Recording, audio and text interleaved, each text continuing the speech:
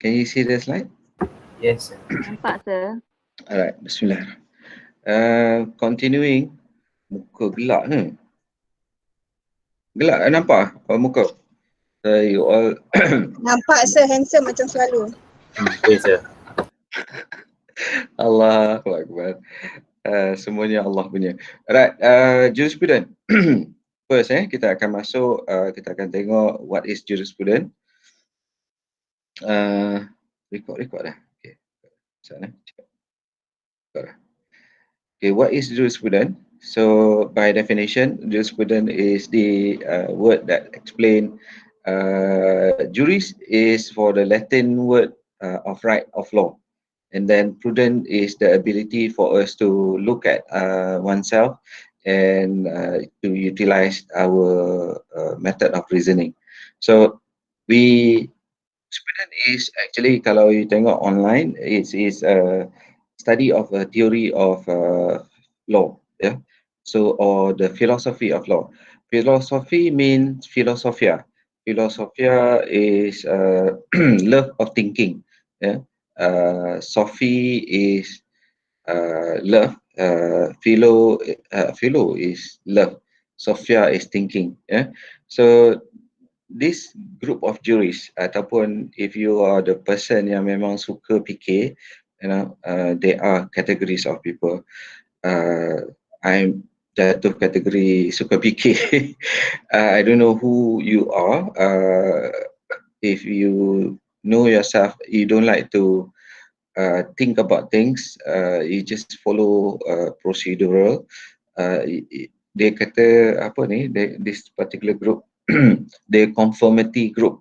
Conformity group is the one that is to conform. Dia banyak kepada things that they wanted to achieve. Meaning they ikut prosedur je, right? So dia tak suka fikir. They just follow the doers. And they are the doers, thinkers, and then another two group I can't recall. Tapi if you are not a thinker, not to say that you don't think, that thinker ni dia benda apa-apa pun dia fikir, you know. So this group of people that thinks about law, they are the one that come up with theory, theory about how to really understand the law, and that is where we are learning them. Yeah, so we are going into as what we have covered earlier, to discover what is their understanding, why their understanding is like that, and to be able for us to apply their thinking to the current problem in our society today. So here dia kata jurisprudence is therefore the legal philosopher's opinion of law, what it really is and how it should be. Yeah, they are, as I already mentioned, there are people that thinks about law differently from each other, and they argue with each other about how law should be interpreted. And it is important, yeah, as I already mentioned to you last week, it is important for us to understand about law, because all this while kita dah jadi kita jadi pak turut ni, all this while you masuk kelas, the lecturer akan bagi tahu this is the law of whatever subject yang you belajar. If it's land, it's land. It's consti, it's consti. Kalau thoughts, thought. So our mission is to understand why those law comes in. So legal philosophers ataupun is about legal philosophy is about how the law works and why the law is important. Okay.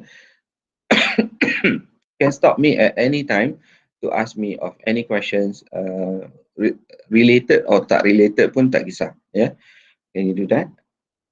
Okay, so maksudnya philosophy is the big area where we want to go into, and we will be looking at the legal philosophy and the branch of it. So the task of knowing which group yang kita dah buat last week, naturalist, positivist, liberalist, moralist, historicalist, Islamic, and in any perspective, you have one particular problem, and that problem is being being reviewed ataupun being identified from different perspective. So this one particular issue, say for example LGBT. So the issue of LGBT, whether we should create law to allow LGBT or not, it depends on which perspective yang kita nak pakai, which paradigm ataupun which directive ataupun direction that we want to follow. Either naturalist, positivist, liberalist, moralist, historicalist, or Islamic. That is the scope of Juris 1 yang kita akan belajar. For example, if you look at this particular picture, what is your opinion about this?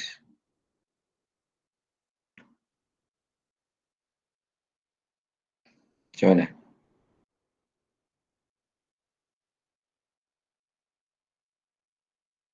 Apa yang nak chat lah Oh, ada yang nak masuk. Siapa yang nak masuk tu, kalau kawan-kawan nak masuk tu tolong bagi tahu. Sebab kita ada dalam ni. Ada tengok dalam slide.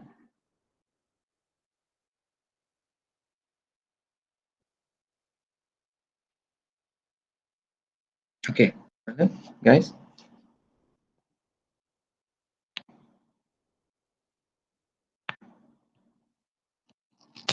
What do you think about? Salam sir, good morning. Sorry lambat sikit. Tak apa. Bila you tengok gambar ni, what do you think about it? Social and morally? No, your opinion. You rasa macam mana? Apa pendapat you tentang this particular picture?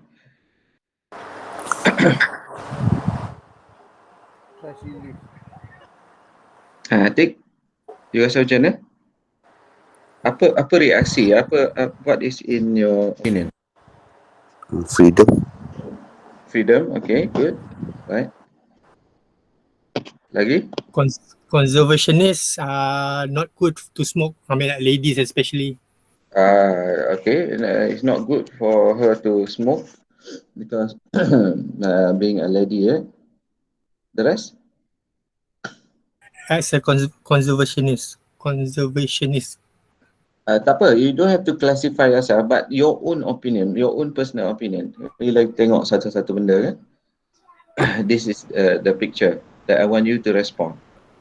In my opinion, she can do whatever she wants. She can smoke, she can continue this one. Right. Okay. Yang lain? Morality, sir. Morality macam mana? What do you mean by morality? Kalau we are in Asia, especially Malay ke Muslim, this is so immoral lah. But kalau yang in Western country, it's something like you yourself actually, it's a freedom of you lah. Very good. Lain? Very good for those yang state their opinion. Siapa ada lagi lain lagi opinion? Can we have kalau Rosma macam mana?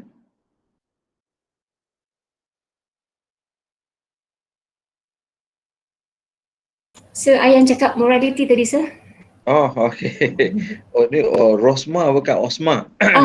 Sorry sir, sorry. Another one. Okay. Farhan dah Sir, Sir, I think this is unorthodox, sir. Unorthodox, okay, good, right? So we have 4 or 5 of us that give opinion about this, right? So whenever you are giving that opinion, you are giving your own perspective, betul tak? And you start to realize that your opinion is slightly different from the other person yang buat statement tadi. So what I'm trying to show to you all is that every one of us have different opinion about something.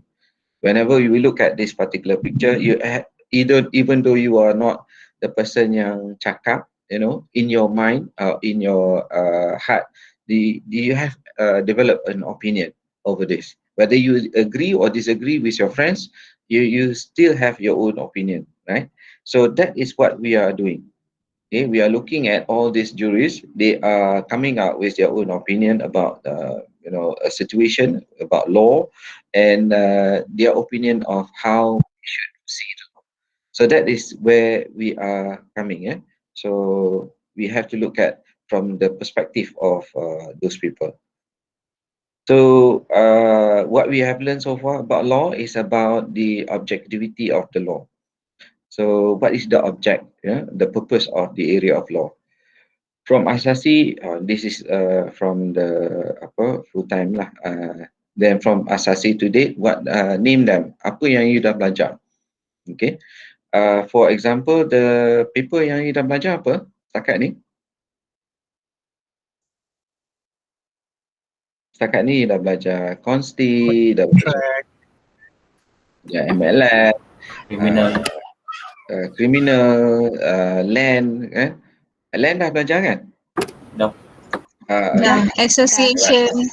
Association pun dah. Oh, that's good. Okay. So all these laws that you have learned, they are the basis there. The basis is their punya objective. What is the purpose of that particular area? Kalau SO is about regulating the conduct of companies, because they are legal person kan. So how companies are to function. Kalau kita buat thoughts, how people are to behave. You know, can they do things that they like, or to what extent that they are not supposed to do things. Kalau land, matters pertaining to land, buying land, the rights of land and things like that. So criminal is focusing on the crime, the things that the society doesn't want you to do. So all these are considered as purposes in terms of the area that you are studying. So this actually can be divided into substance and procedural. Okay. Apa maksud substance? Is substance lah, macam kita tengok criminal law is all about substance. There is no procedure, right? You are not learning procedure. Kalau kita belajar CPC nanti, criminal procedure code, then you are talking about the procedure of how to take action against those people who committed crime. Tapi the substance, macam kita buat criminal ni, paper criminal kan. So that paper criminal is to look at the substance of the action of any individuals. So if he or she committed a crime, like for example murder, so what is the punishment? There is no procedure, but the substance of it. Right? So basically, we can conclude all the things that you have learned so far can be categorized into two, which is substance as procedural.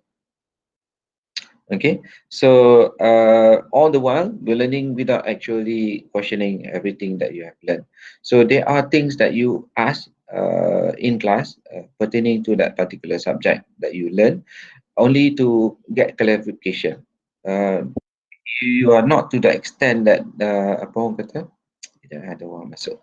You are not to the extent that you are able to question why this particular law is there. You know, why do we need land law? Why do we need tort? Why do we need consti? So it does mention ataupun it does somehow or other it will be discussed during the first class, yeah, because that is the foundation. So basically what you have learned so far is about that, yeah.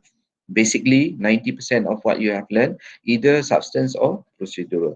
So you are not able to question everything about that particular law, because if you were to engage in a discussion about that particular law, chances are the lecturer akan macam piss off lah, because you are not supposed to discuss question a lot about that particular law. It is more towards absorbing apa yang lecturer cakap, apa yang material dah bagi, and then you just macam muntahkan balik, yeah? You learn, you understand, and then you memorize, and then you apply to the problem that is given, and then macam seolah-olah you just reiterate balik, meaning you just muntahkan balik. So jurisprudence is about you to explore in order for you to discover why this particular law exists, why the decision of the courts exists, and so on. For example, I don't know whether we have covered this. I can't recall last time. Let's say, for example, torts. What is the example of tort that we can utilize that just to share? Apa yang kita belajar dalam tort? Main area yang you belajar dalam tort? Negligence. Negligence, okay, good. Negligence. Apa yang significant, because we are talking about law, kan? So it is a decision by the court. So the law is a common law, meaning the judge made law. So dalam negligence, apa yang case law yang you ingat? Yang semua orang kena sepatutnya ingat. I don't know whether I taught you negligence or not. I hope you still can recall. Donoghue and Stevenson. Okay, good. Donoghue and Stevenson. Dalam Donoghue and Stevenson, apa dia punya apa yang important element? The element that is very important dalam Donoghue. Neighbor principle. Neighbor principle, very good. Now, neighbor principle, dia datang daripada mana? English law. Okay, English law. Siapa yang judge tu? Lord Akin, okay. Thou shall love your neighbor. Bible, I think. Thou shall love your neighbor. Okay. Nampak kalau Lord Akin, okay.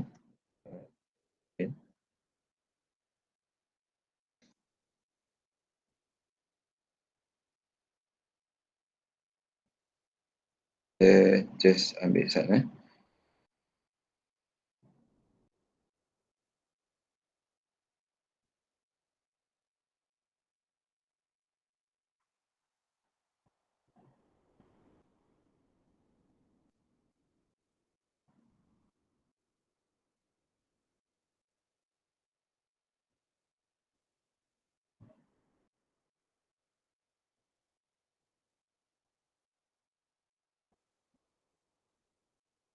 Okay, let me share with you.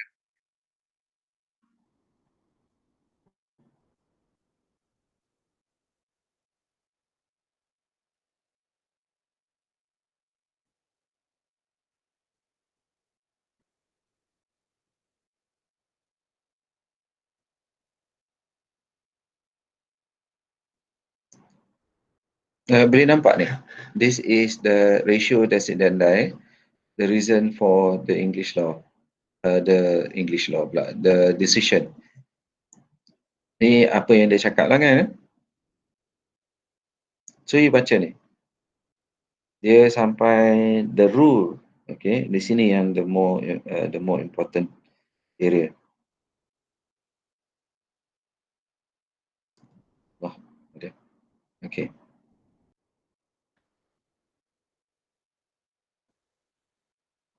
Ini since kita dah buat neighbor principle, right? So this neighbor principle is coming from this wording ataupun this statement that is being made by Lord Akin. The rule that you are to love your neighbor becomes in law. You must not injure your neighbor. So apa jurisprudential punya perspektif? Datang daripada mana? Lord Akin ni tiba-tiba bangun pagi tu dia boleh fikir kata, I want to create a new principle called neighbor principle. Where does this neighbor principle come from? That is the question of jurisprudence. Dia datang dari mana? Di sini ayat ni. Bible, sir. This is from Bible. Bible, very good. Because the rule that you are to love your neighbor. So where do you get this? This is from the Bible. So kalau kita dalam Islam pun kita ada ayat-ayat dengan hadis yang mengatakan kita kena sayang kita punya neighbor. This is, nampak tak? He is taking this from the perspective of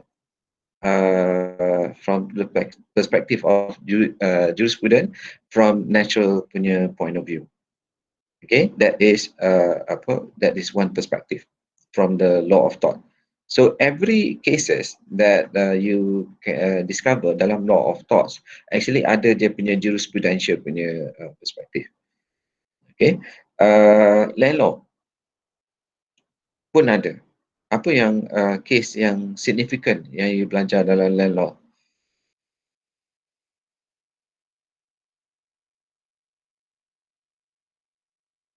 Ingat tak? Tak ingat lah. Definition of Land law. Okay, definition of land. Kalau kita ambil definition of land, macam mana? Where does this definition of land comes from?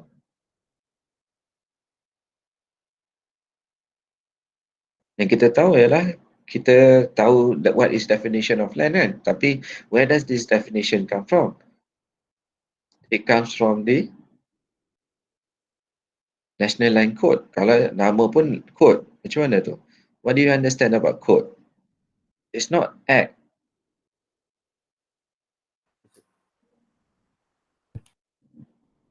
What is the difference between code and act?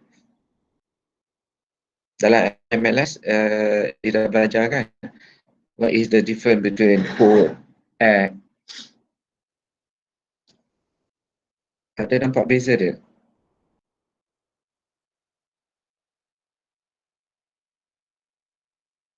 Anyone? Enjin nak start lambat. Ira belajar kan? Code ni macam collection of previous law.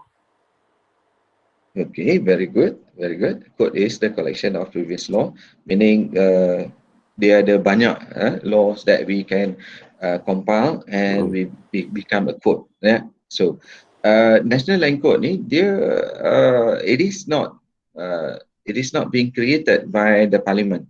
It is a combination or a collection of all the existing rules and regulation pertaining to that particular area of subject. So kalau kita tengok land law, it is coming from the historical point of view. You know, tadi thought kita boleh nampak ada if you look at certain cases, you will see that it is coming from natural point of view, natural law point of view. Land law banyakkannya dia apply what they call it historicalist. Historicalist maksudnya dia datang daripada history, the practices of the nation regarding law, regarding land. So this is actually kita boleh cari the origins of the law itself. So how the law that we having right now, where does it come from? So understanding of the law, where does it come from, is more important than understanding the law itself. So because without us understanding where it comes from, then it makes more sense of what we are practicing in our society today. Okay. So this is our perspective. Yeah, in order for us to understand jurisprudence, is for the effort that we need to understand where the law come from. Yeah. Then we have criminal law. Criminal law, kita ada penal code. It's also a collection of existing laws. Tapi dia berbentuk macam mana? Adakah interpretation? Adakah the court able to interpret otherwise? Can the court change the law of criminal criminal code? Penal code, sorry, criminal code lah. The penal code. Boleh tak?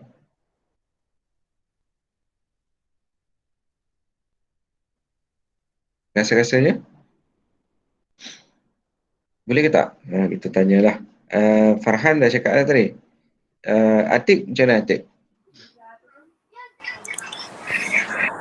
Sorry sir. Macam mana? Kalau kita tengok criminal law, penal code, where does it come from? Apa bentuk penal code ni? Dia bentuk datang daripada history ke ataupun dia datang Decided daripada case? History? Daripada previous cases, criminal The cases. previous cases, okay. Tapi dia punya, katalah section 302, right? If you kill someone with intention, the punishment would be death. Boleh tak kita ada interpretation of that? No idea. No idea. Okay.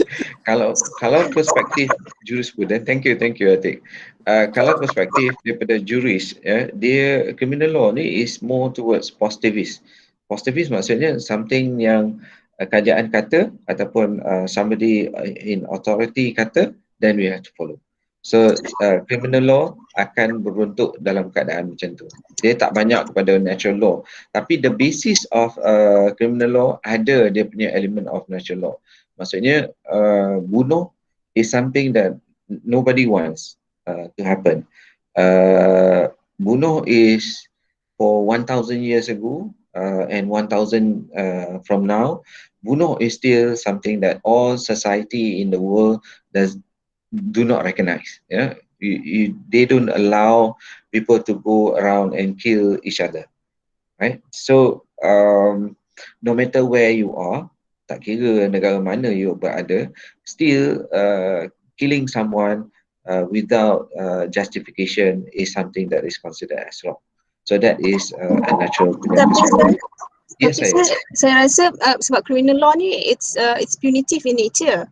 Yes. I mean, so I personally think that it has a little bit of what you called it, some kind of religion influence to it. Sebabnya kalau you tengok if you kill someone, then the punishment for that can be, you can also you should be killed as well. I mean, an eye for an eye. It's a simple Christianity plus Islamic punya, you know, cara like kita ada qisas kan, qisas which is like an eye for an eye juga. Christian pun ada juga an eye. So I think criminal law ni it has a combination of several, but it's a man-made law definitely, but it's a combination of religion, positivist. It's not naturalist, but it's more on that religion perspective and also positivism. Betul. So that is where in terms of the foundation of this particular law yang kita belajar, at least we know it is coming from various sources, and that various sources is something that we need to discuss and to understand.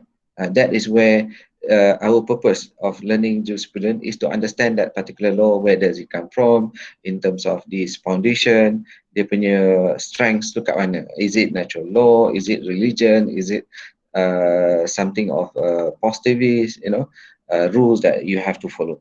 So these are the things yang kita akan go into. For example, kalau kita tengok constitutional law, you know, when it comes to procedure that we have in the constitutional law in our constitution, whether they are by themselves, where does it come from? When it comes to your fundamental rights, you know, where does it come from?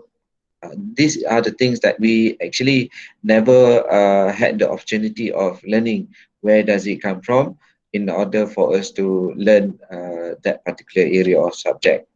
So throughout your study, you have yet to go into what you call it, in depth, in terms of why it is like that. Kita belajar kebanyakan kepada what are the things that you know you have to respond in terms of kalau jadi macam mana, you know, kebanyakan kepada what. It is not about why it is like that. Macam contract law, you know, for example, kita dalam contract, kita ada case tak yang you can highlight? Apa yang case yang significant yang you boleh nampak dalam contract law?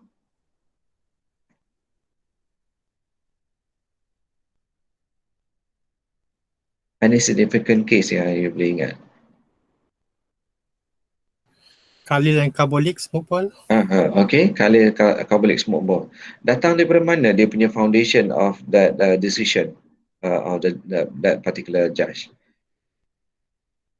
You know, Carbolic smoke ball tu, she is under advertisement kan? The serious Offer advertisement. offer. Where does it come from? Advertisement. This particular law of contract. Where does that come from? Do we engage in discovering where the contract law comes from? Kita boleh kata Contract Act 1950 lah. Kan? And then obviously Contract Act is 1950. Khalil and Carbolic smoke ball was earlier than that. So it comes from, you boleh kata Civil Law Act Section 3, Section 5. That is where it is coming, you know, into Malaysia legal system. But where does this law come from actually? Contract Act. Kalau you tengok other countries mesti ada contract kan, Contract Act, contract law. Where does this law come from? So kalau kita study history, contract is coming from the Roman Empire, okay, where they contract towards each other and they establish this mode of a law that regulates transaction of between two people. Then this is actually studies has been done in order to investigate where does it come from. So it is more historical in nature. It is a practice that is over the years has been developed into law. You know, sama lah macam kita kata adat pepatih. So over the practice of Padang, you know, in Indonesia, Sumatra, it was transferred to Negeri Sembilan, and then it develops and then it turns into law. Okay, so it is a study of why certain things that we have learned in order for us to know better. Okay, it is a study where when there is no law to guide us, yeah, in terms of our decision making that we need to do. If there is no guidance in terms of the law, there is no exact law that can be able to solve our problem, then where do you get this, what they call it, guidance? So this guidance comes from jurisprudence. Okay, so upon us understanding the various avenues ataupun various options of jurisprudential perspective, then we can utilize it into solving our problem. Say for example, penggunaan nama Allah in the federal court, because the parliament doesn't want to resolve the issue. Okay, they don't want to come up with a law, a definitive nature. So macam say for example apostasy, you know, the issue of apostasy is something that is, I mean, in the open, because it has to be settled from case to case. Sama dengan penggunaan nama Allah, it is case to case. It is only binding for that particular decision for that particular case. It is not a law, you know, that is can be utilized to everyone else. Yeah? That decision is only meant for the decision for that particular case, and it's not replacing or becoming a law of the nation. It is just for that particular case. It can change. If you have another case that comes and challenge it, it can be interpreted in different ways because the law can change based on the decision of the federal court judges. So, macam mana?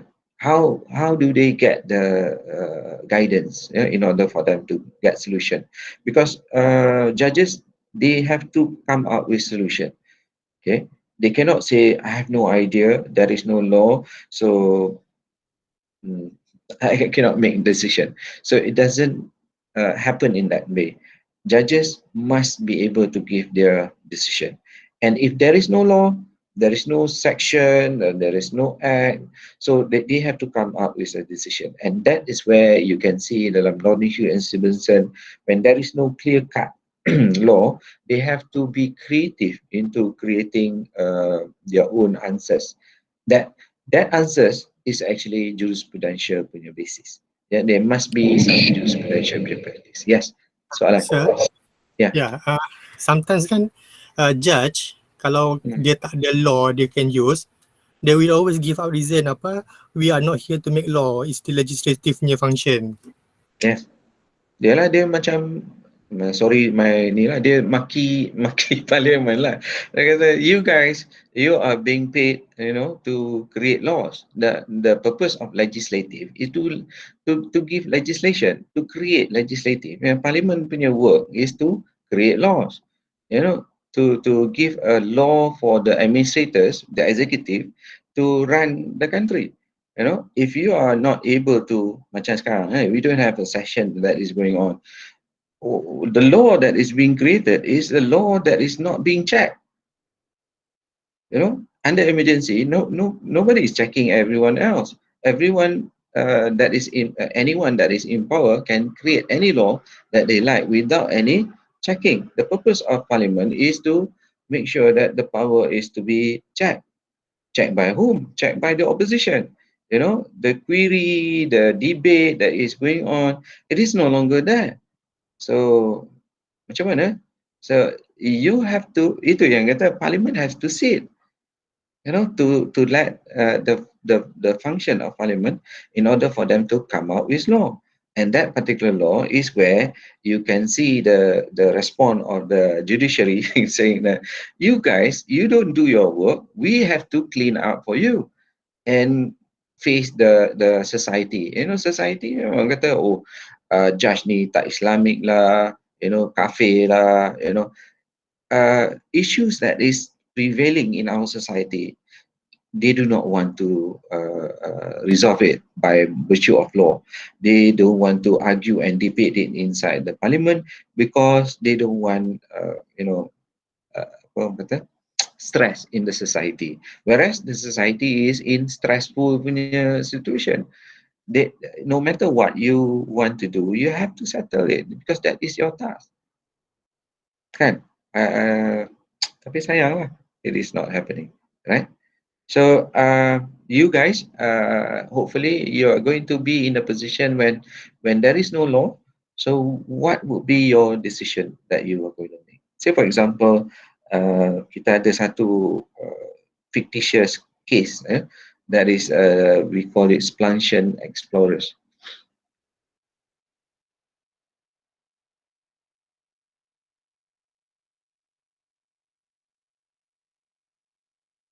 Okay. Splanchen Explorers ni is a fictitious case by Juris Fuller. Now he put a situation whereby they were marooned ataupun they were cave in. They went inside the cave and then suddenly they were cave in and there is no chance for them to go out. So at the end, towards the they try to communicate with the people outside and to get some direction, and eventually they have to do their own decision because they need to survive. In order for them to survive, they have to kill one of their members in order to eat the flesh of the that member lah. So they kena buat balloting. So it so happened that one of the person was considered as the one that needs to be killed in order for everyone else to eat the flesh. So this is a fictitious case. However, this particular case have created until today, 1949. This one is quite a long time ago, but until today, people are still discussing this fictitious case in order for us to look at macam mana, how do you approach when it comes to this particular problem. We do have cases actually dalam dunia ni yang di mana people are marooned on islands that they have to resort to cannibalism. And we see movies yang airplane jatuh dekat pegunungan, they have to resort into cannibalism. And then we have ships on the ships missing ataupun afloat on the sea. for months. They have to kill one of the members or eat the flesh of the members. So ada a reality of cases. So what is the function of the law then? Is it possible for you to eat or kill your members, fellow members, in order for you to survive? You create your own law. In this case, they created their own law in order for them to survive. Because the function of law is dominion. Dia kena ada scope. And law of Thailand akan ada scope of Thailand. Law of Malaysia can only be applied dekat dalam tanah Melayu ataupun tanah Malaysia. So there is a domination by land. So kalau lah kata you are in international waters, what law that you need to apply? If you are marooned underneath the earth, what law that you should apply? So this is the question that we want to ask. Whenever there is no law, what is the guidance that we need to do? We need to apply in order for us to get results. Okay, nah kita tengok video ni sah. Whether you can dengar tak sekarang?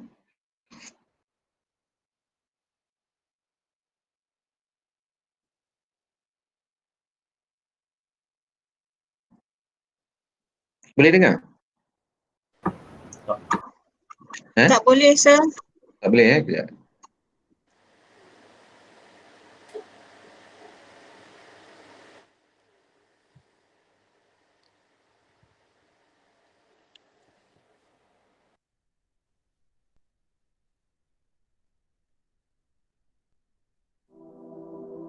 Ni? Okay. Kalau berapa banyak saya membunuh? Okay. Increase volume. Okay. This one okay, sir. Alright. Saya sudah tidak ingat, tapi begitu banyak.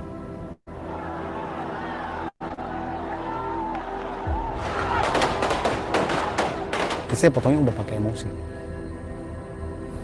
Bunuh beta, tak bunuh si. Saya Ronald Reagan, bekas komandan tentara anak pasukan Agas di kota Ambon. Saya Iskandar Slamet, saya mantan pasukan jihad di Ambon. The patchwork of Christian and Muslim communities on the island set about destroying each other as businesses and properties were put to the torch.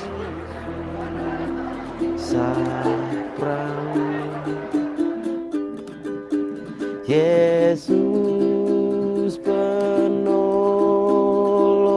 hidupku, beri aku. Anggapan kita saat itu kita beranggap kalau ini adalah perang suci.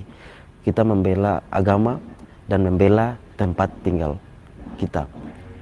Saya membunuh mereka saat itu dengan menggunakan senjata rakitan, menembak mereka itu dalam jarak yang sangat dekat. Mempertontonkan mayat lawan itu seperti membuat kita semakin kuat, semakin menggebu-gebu masuk dalam medan pertempuran. Kita cukup sadis. Kalau saya sendiri masuk dengan dendam.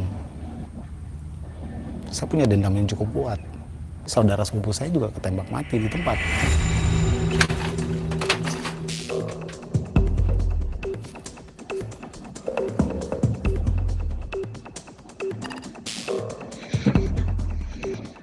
Di tempat ini orang-orang yang saya bunuh pun sering datang dalam tidur dan mimpi saya.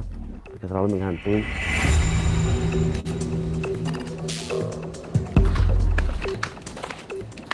Perjalanan kita daerah muslim itu cuma kurang lebih ada sekitar berapa kilo aja dari Talake ke Stain. Stres. Kayak kita tuh nggak bebas. Kita cuma jalan di tempat itu, situ lagi. Bisa nggak kita melangkah di sebelah? Melangkah di sebelah tapi ada rasa takut, Mbak. Saya dibunuh nggak? Jadi bandar, DP Makai, kehidupan malam. Seandainya bisa berputar waktu kembali, saya ingin seperti anak-anak zaman sekarang bermain. Zaman dulu saya melihat begitu banyak sampai teman-teman dekat pun meninggal. Yang saya lihat hanya darah dan mayat dan rumah-rumah yang terbakar. Terkadang masa kecil yang bahagia untuk saya sih.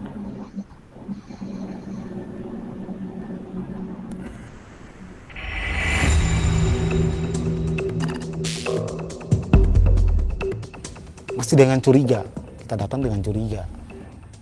Kita mulai dengan ngelirik-ngelirik aja, ngeliatinnya nggak berani senyum, nggak berani tegur kok. Pas tahu dia Muslim dan dia pemimpin dari pasukan jihad mini, di situ kita hampir berantem dan hampir saling bunuh di situ. Untung cepat panitianya langsung melalai dan mereda.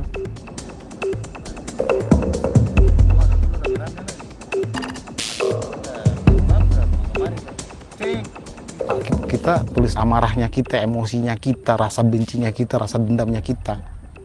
Kemudian kita bakar semua rame-rame. Saya bilang saya paling benci sama orang Kristen. Karena mereka sepupu saya mati ditembak depan saya. Tapi akhirnya kita bakar semua. Kita bercerita kalau di orang Kristen itu isunya kayak gini. Di Islam juga menceritakan isunya kayak gini. Padahal loh kok isunya sama. Nah kita juga sama-sama tidak tahu. Dari situlah kita mulai sadar, oh, ternyata ini hanya sebatas komunikasi sebenarnya. Onel yang bisa bikin kita semua akhirnya benar-benar nangis gitu. Onel cuma bisa bangkit dan bilang, itu paling sayang kamu semua. Itulah sih. Lebur udah tuh. Mewah udah semua. Nangis. Itu paling sayang kamu semua. Karena beta bilang kamu semua kita saudara. Siapa bikin kamu beta yang ada di muka? Siapa yang bikin kamu katong yang tongkan di muka? Kamu kakatolan katong yang ada di muka kamu. Hendak kususuri dengan nafas di mancung hidungmu. Mengapa kau putar muka, saudara? Hendak kurabak. Karena saya basicnya dance, saya ajak kawan-kawan untuk menari dan mengajak kawan-kawan untuk melukis, baca puisi. Dengan berkarya kita tunjukkan ke mereka kalau ya oke, kita mungkin dulu kita membunuh sesuai dengan apa yang kalian katakan, kita merusak Ambon. Sekarang kita ingin membangun Ambon dengan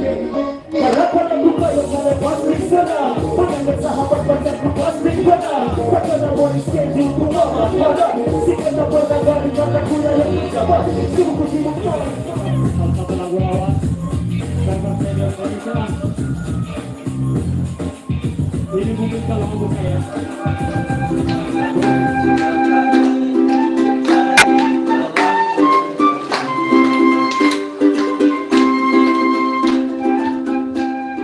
Kita anak muda Maluku, kita lah penerus Maluku ke depan.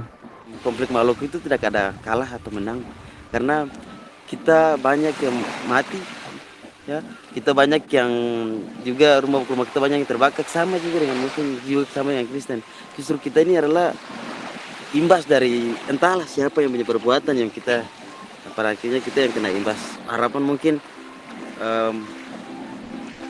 semua titik mati ada di generasi kita aja, biarkan generasi kita yang merasakan itu, dan ya mungkin dengan menceritakan kisah kita mungkin orang di luar sana menonton dan mereka mengambil hikmah dari apa yang kita rasakan di sini.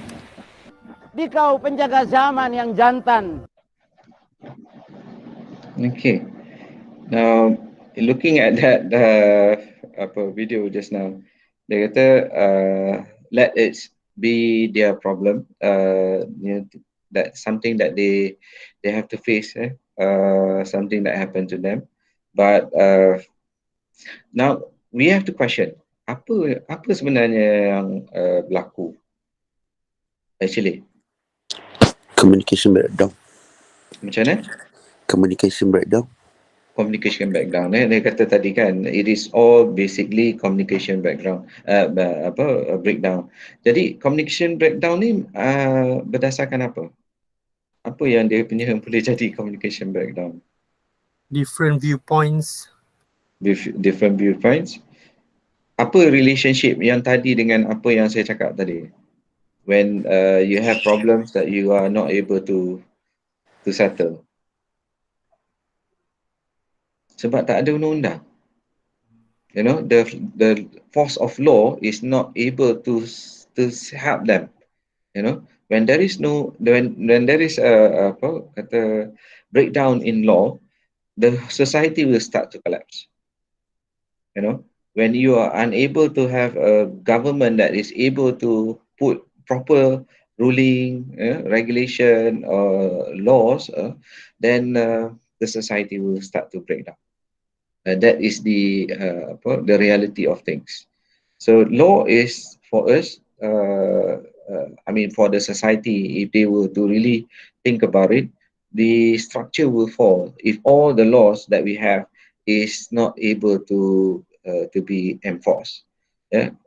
Criminal law, land law, tort, consti, everything that we have learned so far, if everything is unable to be enforced, the society will be in chaotic environment. So that is why a study of jurisprudence is important for us to really understand the impact of the law, not only that particular subject, or kalau kita kata land law, there is no law about land, then there is going to be issues pertaining to matters transaction of land. So it is not only focusing on land. If all the laws start to collapse, as what we can see in countries all over the world, then everything start to fall down. Okay, everything. It's not one area of law. We have seen that in Ethiopia, in Sudan, in Libya, in Syria. Obviously now is Syria, right? So this issue is actually the inability of the government to enforce the law. Okay, so whatever law that we need to enforce, it must be something that is able to get support by the society. If we cannot get the support of the society, chances are that the society will suffer, as what we can see in this particular video. Kesian kan kat dia? He cried because dia tak dapat, dia rasa happiness as a child, because gaduh, bunuh and things like that. So that is where whenever there is no law, jurisprudence will come in order for us to get some focus ataupun solution. So that is what the aspect of jurisprudential perspective. Okay, soalan?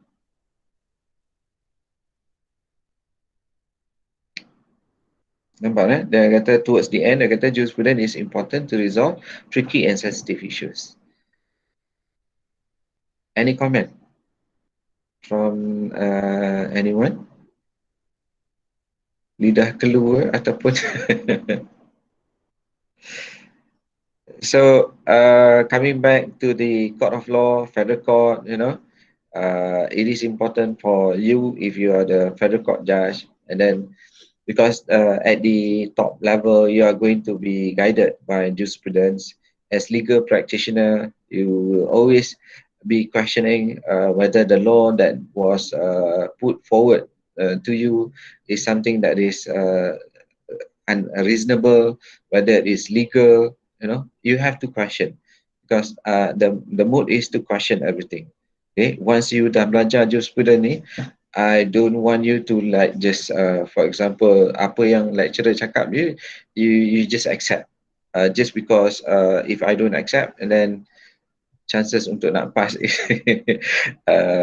would be no. You have to discover, as a human being. Obviously, whenever you are going to do any decision, if you are a parent, you have to also do that jurisprudential punya perspective. Which mode you nak pakai kalau you nak give decision to issues within the family, which approach yang you nak pakai. So we are going to learn all this that can be practiced ataupun that can be utilized in your daily life, insyaAllah. Okay. Sir? Yes. Ya, tadi yang balik pada Sri Lankan Explorer tu, I think dia punya lebih kurang sama dengan ada satu English case ya, Dudley versus Stevenson yang dekat laut tu. Itu case betul lah. kan lebih kurang sama. So I think that is also one good example where the judge use jurisprudence punya ni lah, teori konsep. Betul. At first dia Terpaksa. bagi sentence because of public outcry dengan public interest. Dia bagi sentence death sentence sebab of murder tu kan on the boat, on the ship. And then later 6 months kemudian dia tukar dedikan kepada 6 months prison, sorry. Nampak tak? Dia once the public dah settle down, dah tak ada isu and then the judge change balik dia punya decision. Sebab dia rasa dia orang bunuh that kid kat atas kapal tu ada sebab reason dia lah. So the judge use jurisprudence sebagai dia punya guideline. Sama, very good insight. Alhamdulillah. Kalau kita tengok Tun Saleh Abbas, Tun Saleh Abbas kena buang because apa? Because one of the issues that he was terminated because dia ada kes yang berkenaan dengan murtad pula, the right of to determine the fate ataupun anak tu macam mana to be on the mother side that is different religion or the father side that is on Muslim. So cases dia tak dapat buat decision. Because the decision, if he were to make it, it will have a response from the society. So apa dia buat kebanyakan dia akan simpan kes tu, until the moment or that child dah age of majority, then I kata okay, let's discuss this issue. And on the law portion, I think he or she should be with this particular religion. However, at this point of time, he is or she is already a mature person, and let us ask that particular child which religion that he wants to follow or she wants to follow. So nampak tak, the problem that is being given to the court system is in a way that Parliament doesn't want to resolve it. Then it will be given to the judges, and dalam kes Kadli tadi or Splanchen Explorers or many other cases, we saw that the government punya ataupun the courts punya problem that they have to face. So now let's look at how jurisprudence is being derived. We look at who. Now we have to understand when it comes to exam, you have to put in the who, and then why can't I be the one making the jurisprudential views? Can you just come up with your own? No, because they are jurists where they establish their theory and has been going on throughout time and debated among scholars. So we cannot make your own views. So in exam, don't come up with your own views of how you should solve this particular problem. The only thing that you can utilize is the one within the syllabus itself. So any juries that has been presented to you, you are to utilize them. No matter what the decision ataupun the interpretation of that juries, you just state and you apply. Okay.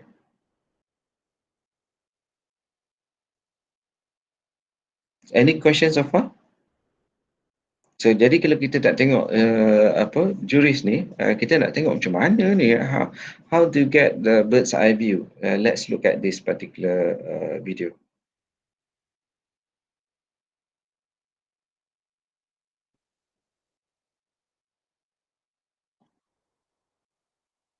Boleh dengar tak? Guys? No. Tak dengar. Tak dengar. Video pun tak nampak. Tak dengar. Okay.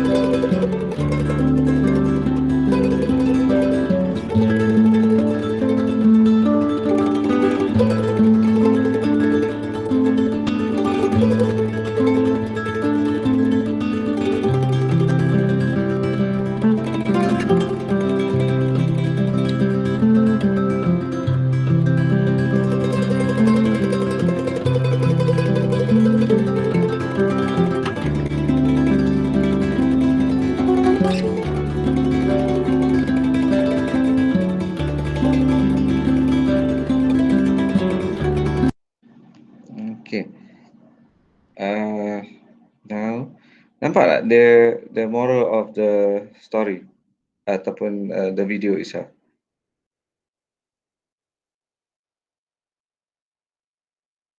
So Yes, when it comes to jurisprudence, you have to know all the perspective of jurists from every angle. They are different from each other. However, they are right. All of them are right, but wrong at the same time. So you have to get all of them in order for them to for you to be able to formulate your own opinion towards an issue. So that is actually the purpose of us looking at that particular video. All right, coming back. Okay, so we are going to look at that. Okay, let's look at the overall. So we are going to look at Socrates, Plato, Aristotle, and Cicero in the classical period, and then we are going to move towards this modern period where you are going to learn under Juris 1, and postmodern period 1960s onwards until today, which is Juris 2. Yeah, so more or less, Juris 2 is towards the current situation of our society, how the jurists of the modern times are going to look at problems, solving the problem of law. And then we are looking at the Juris 1 is the modern period, which is like 1500 to 1950. Okay, so the root, there are so many branches of philosophy, and we are just only looking at just one root ataupun one area, jurisprudence, philosophy of law. So this is the one that we are looking at.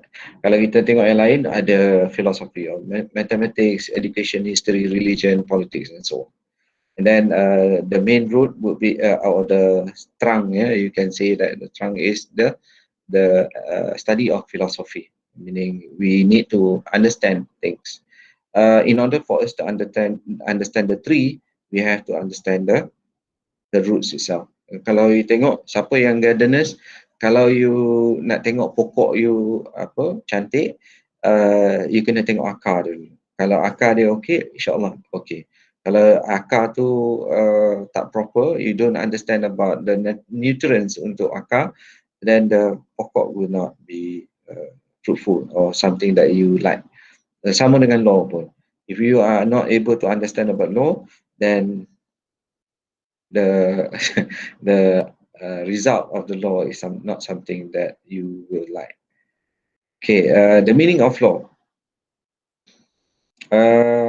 This topic, we are going to learn the various interpretation of law from jurists over the years. Okay, and yang I cakap tadi ni. Okay, let's look at the classical period. Kalau dekat sini ada YouTube, tapi should I? Takut lama sangat. Let me.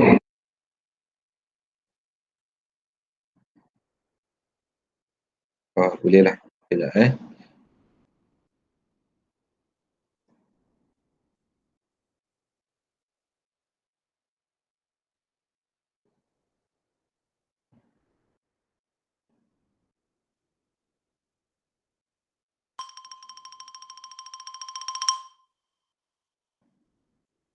Pop quiz. Are you a Platonist or an Aristotelian? An idealist or an empiricist? Do you think up neat rules to describe the universe and then try to fit data into your theory? Or do you observe the world and draw conclusions from what you see? Do you trust math or your senses? Before you decide, let's take a trip to urban Athens circa 399 BCE.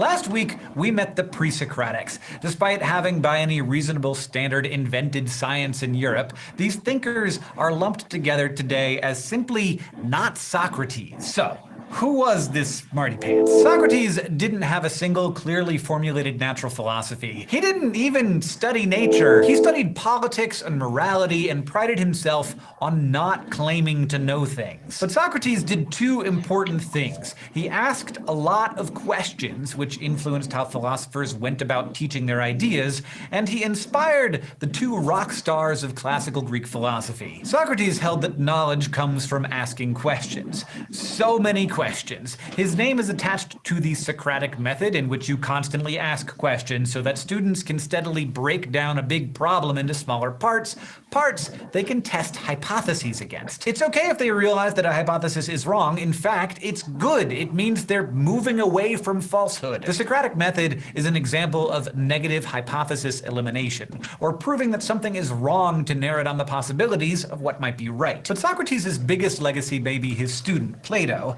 and his student Aristotle. Both were inspired by Socrates' methods, but they arrived at some very different conclusions about the world. We know a lot about Socrates thanks to his students. Chiefly, Plato founded a physical school called the Academy to train Athenians in how to think like Socrates. Plato wrote down dialogues between Socrates and other thinkers, including Parmenides. He was the Eleatic philosopher who believed that nothing really changes and thus we can't trust our senses. This had a big impact on Plato, whose best-known works include Republic, in which Socrates defines justice and argues for rule by a philosopher king instead of democracy, and Timaeus, in which Socrates talks about the nature of the universe. Plato had a big impact on thinking about thinking. Today, we still use Plato's name for a place of philosophical learning, Academy, to describe the concept of higher education in general. At the original Academy, Plato emphasized training in how to think properly. Over the door of the Academy was inscribed the dictum, "Let no one enter here who is ignorant of geometry." Plato based his own philosophy on geometric laws. He taught a Pythagoras-inspired idealism, or a theory of nature based on perfect abstractions, rules of which real-world stuff could only ever be imperfect examples. So Plato had to fit his observations to his theory. That idealism is one of the reasons people think of Plato as more of a philosopher than a scientist. Plato built on the work of the pre-Socratic schools, but he developed a more complete way of looking at the natural world than they did. And his students took off in search of solutions, even as they changed his underlying theory. The only Greek who wrote more philosophy than Plato was Plato's own star student and rival, Aristotle. Compared to Plato's idealistic abstractions, Aristotle's philosophy makes more common sense. His ideas are based on empirical evidence. He observed the world and then came up with a theory that explained it. This order of operations is at the heart of modern scientific practices. Aristotle was from Macedonia in the north of Greece, but he studied at Plato's Academy in Athens for 20 years until Plato died. Afterward, Aristotle took a lucrative gig. King Philip II of Macedonia hired him as tutor to his son, Alexander.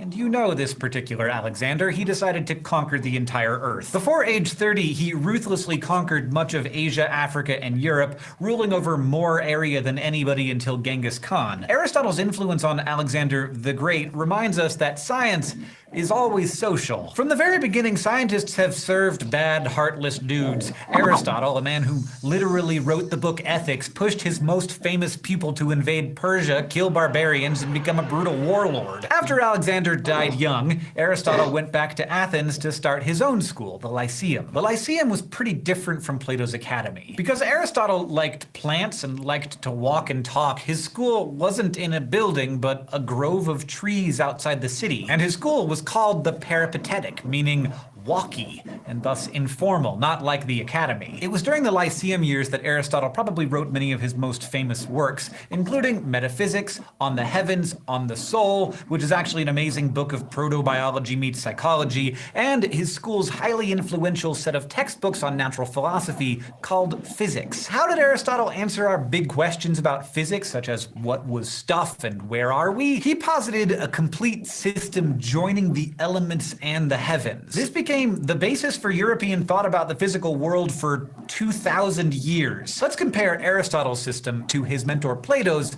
in this episode's Thought Bubble. For Plato, the cosmos was perfect. It had perfect rules that could be studied, and all cosmic stuff was made up of atoms that were perfectly geometric, platonic solids, each creating one element. Tetrahedrons of fire, cubes of earth, octahedrons of air, icosahedrons of water, and dodecahedrons as the shape of the whole universe, like a giant celestial set of D&D dice. Plato's theory of the heavens stated that the wandering stars, that is the planets, followed a path of uniform circular motion. You see, the wandering stars must move in perfect circles since the cosmos is orderly. Ah, but this one is moving backwards. Plato's students could see that Mars, for one, seemed to jump backwards, showing retrograde motion. Plato didn't really have an explanation. European astronomers would spend the next 2,000 years meticulously trying to solve this problem, and they would end up learning a lot in the process. How did Aristotle build on Plato's system? Aristotle's cosmology was abstract too, but he attempted to make sense of observations about the world. He crossed those same four elements, plus a new anti-void called the ether, with four physical sensations: hot and cold, dry and wet, and used these to explain everything. Earth was the heaviest element, so it was the center of the cosmos. Water was lighter than Earth, so oceans rested on top of the Earth. So far, so good. Air's natural state is above water. That also checks out. Fire is on top of air, which is a little weird, but it does go up, I guess.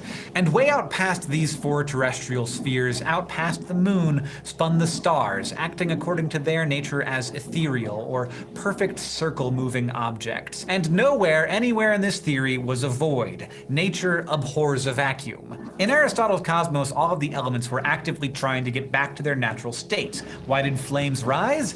They were just trying to get back to the fiery celestial realm above the air. Thanks, Thought Bubble. From the pre-Socratics to Plato to Aristotle, we've ended up with a bunch of spheres inside spheres, each with a natural tendency. This confirmed the average Bronze Age farmer's experience, and ours. The Earth seems to stand still, water sits on Earth, air isn't very heavy. Aristotle recognized that elements didn't always exist in their pure forms. A tree, for example, was a combination of earth, water, and air.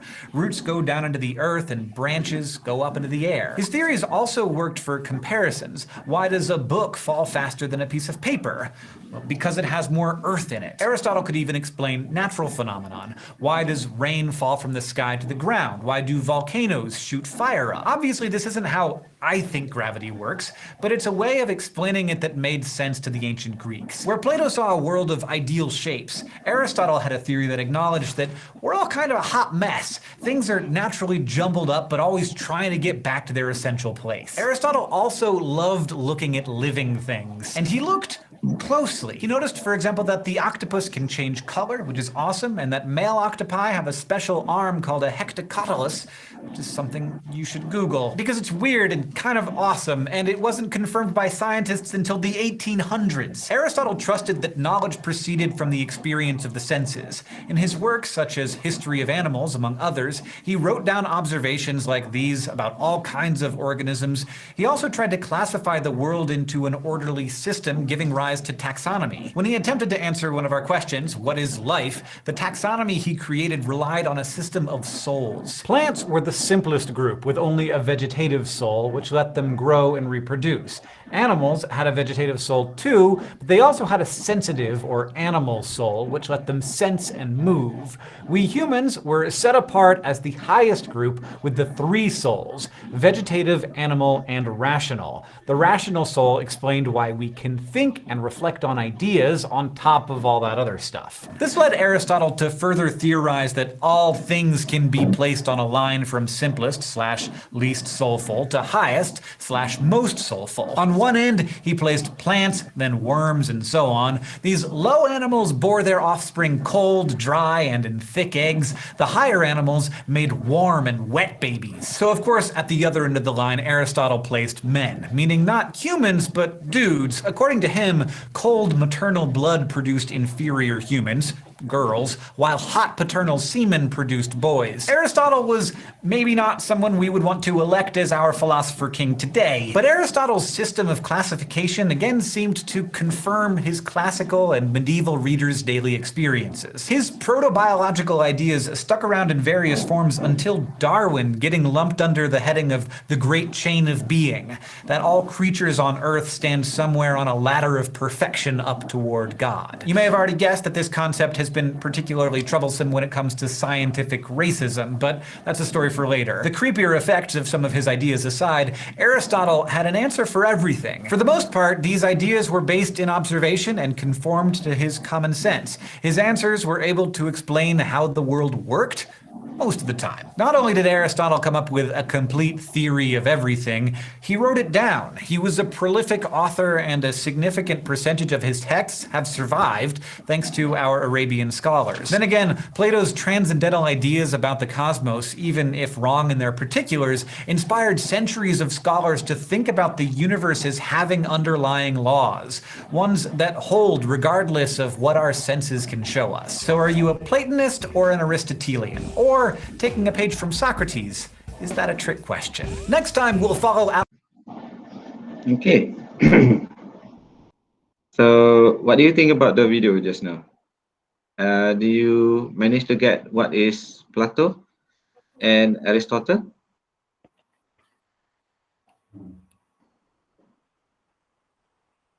Boleh nampak? Ataupun tak faham terus?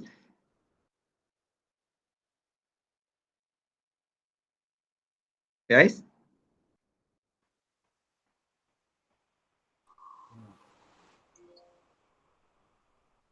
So what do you think about the video just now?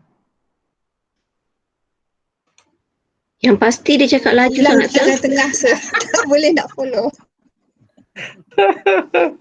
Okay.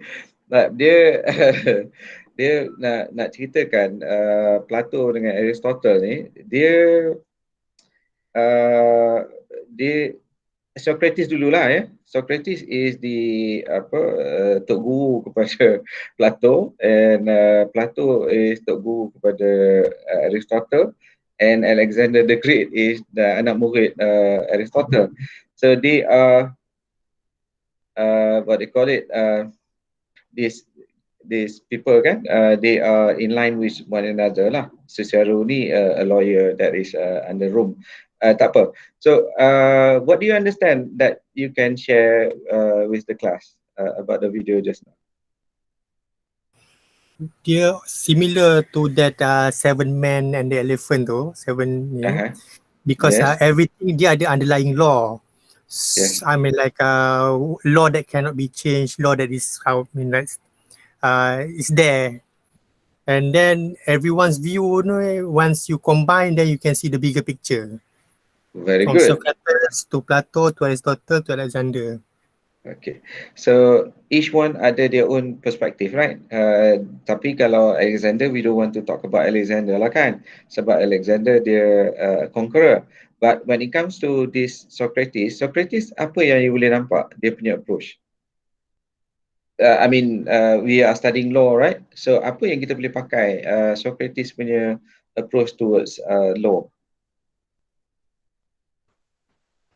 Raising question, lots of question about things. Okay, very good, very good. So Socrates method that we apply, I mean law throughout the world is applying Socratic method. Meaning kalau you pergi courts, ada tengok video about any courts punya session, so you will see argument, trying to find out, to break down the matter into questions or small area and asking question. And once you establish that particular answer for that section, then you move on to another section. So that is kita punya practice lah as lawyers. We will start off with questions, and then we develop our case, based on the evidence that we discover when we ask questions. So ini method yang kita pakai untuk lawyer to be a good successful lawyer. inquiry. We have to question. So the same thing that I want you to do is to question everything, and looking at the law that we have, as I already mentioned earlier, kita kena tengok the functions of the law, the why the law exists and so on. So it is a good method, but he did not came up with a certain formula in order for us to get solution. In fact, dia pun mati kena bunuh because people are jealous of him, because during that particular point of era, people engage what they call it, tutors, private tutors. So private tutors will go to people's houses, and private tutors biasalah mahal lah kan, kena bayar and things like that. So what happened was, students of those tutors, they like Socrates, because Socrates let them think about things. So he asked them to learn how to question. So always asking question is a good way of to inquire knowledge. So to the extent that Socrates ni dia just macam dia orang kata, ada setengah kata dia tukang kasut, he is on the street, and dia tak charge. Bila dia tak charge, dia orang yang tutors ni, private tutors ni marahlah. So they created tomahan, tomahan kata Socrates ni ajar ajaran sesat, and therefore corrupt the mind of the youngsters of the society back then. So he was tried, he was tried, and open court punya situation. The jury pun memang macam, kalau you baca memang mengarut lah ya. So memang they are out to kill him. So eventually he was sentenced to death. Tapi sebelum dia nak mati tu, the student dia pergilah cari dia, kata masuk dalam penjara, kata why not you plead guilty, plead guilty, and at least you can survive and be being locked down dekat, ataupun you be somewhere, they put you, dibuang negeri somewhere, at least you are going to survive rather than you will die. So that his argument, he says that all this while the law has been applied, and I have no problem with the law, and the law that we have is something that is useful for the protection of the society. If I were to go against the law now, means that the law is not able to function as it is doing all this while. All this while okay je, right? So why should I give it into the law and try to do something else? It is my principle. I'll always stick to what I think is right. So eventually dia kena makan racun lah, untuk that is the punishment lah, kena makan racun untuk mati. That is Socrates. However, Socrates ni dia orang tak tahu sama ada he's a fictitious person or not, because he never wrote anything. Yang writing about Socrates is Plato. Plato punya books memang banyak lah. I think about 15 yang setakat ni yang dia orang ada is 15, and mentioning about Socrates. So yeah, Plato is the one that wrote about Socrates, and Plato punya konsep, kalau kita tengok ni, and this is the explanation of Socrates. So probing discussion, what is justice, just giving you some bird's eye view lah about Socrates.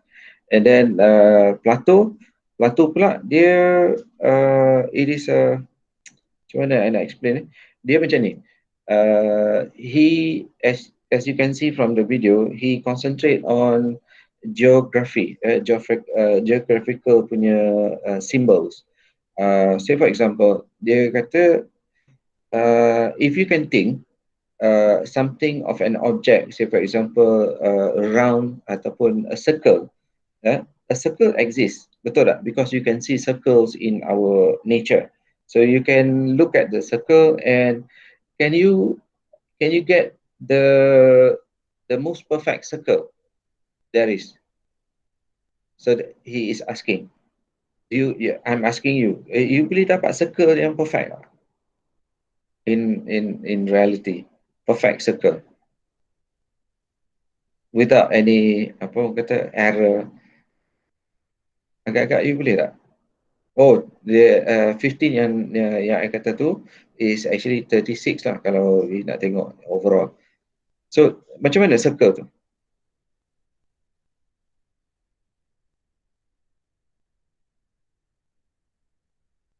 Hi guys, circle. Say that again sir, macam soalan saya apa? Kita nak buat perfect circle, nak dapatkan perfect circle without any tools? Yeah. For have If you use any tools, would you be able to produce a perfect circle? Yes. Sometimes not. It depends. Perfect. No mistake. If you are using a tool, then probably chances are 50-50. 50-50. Let's say if you buat circle, even you ada banjo punya, tempat nak buat circle banjo yang bulat tu, if you put egg in it, chances are it will not become as perfect round as as the circle, the template, the mold. Kalau dalam cookies, kalau if you are doing it cookies, sebab saya tengah buat cookie raya kan. Kalau you ada bentuk bulat pun chances are nanti bila you dah tempur dia tak akan dapat bulat juga. Depends lah. Sometimes yes, sometimes no. Even with tools, nak buat freehand drawing memang tak boleh lah. Almost impossible lah. Okay, good. That is what he is trying to ask us. I mean, for us to be able to draw a circle, perfect circle, is very difficult. Kan? Tapi can you imagine that a perfect circle does exist?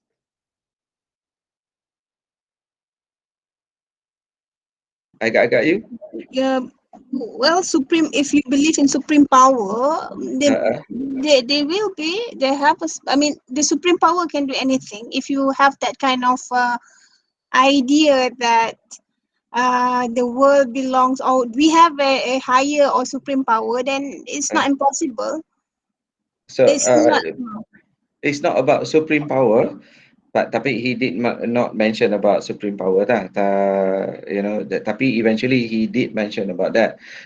However, kalau perfect circle tu, it does exist somewhere, right? In our mind, it can be something yang kita boleh fikir. There must be something that is in the nature of perfect circle. Betul. In our mind, kan? Alright. It's about tangibility and intangibility. Whether you can have it in your mind, by illustration wise, demonstration wise, probably you tak boleh dapat. Tapi you always have a perfect picture somewhere, but the manifestation of the perfect picture may not be as perfect as you think. Okay, so the same thing with society. Ada that perfect society that is in your mind? Definitely ada. Ada. Tapi do we have a perfect society here today? Tak ada. Tak ada kan? Because it's not as per what you think. Kan, so you fikir the perfect society is your perfect society, not my perfect society is my perfect society. It's different from your perfect society. So if you combine semua tu, then we will never get a perfect society, because your perfect society is different than mine kan. So we can never get a perfect society dekat mana-mana pun. It depends on at which level and which perspective you looking at. We are looking at, macam contohnya lah, bila kita dekat bumi ni, kita look at the moon, it looks like a perfect circle kan, tapi when we get closer, it's actually not a perfect circle. So it depends on the perspective and where we are looking at, the level of which we are looking at. Kalau kita tengok perfect, any input from the rest of the class? Ada tak? Semua dah perfect dah. Okay.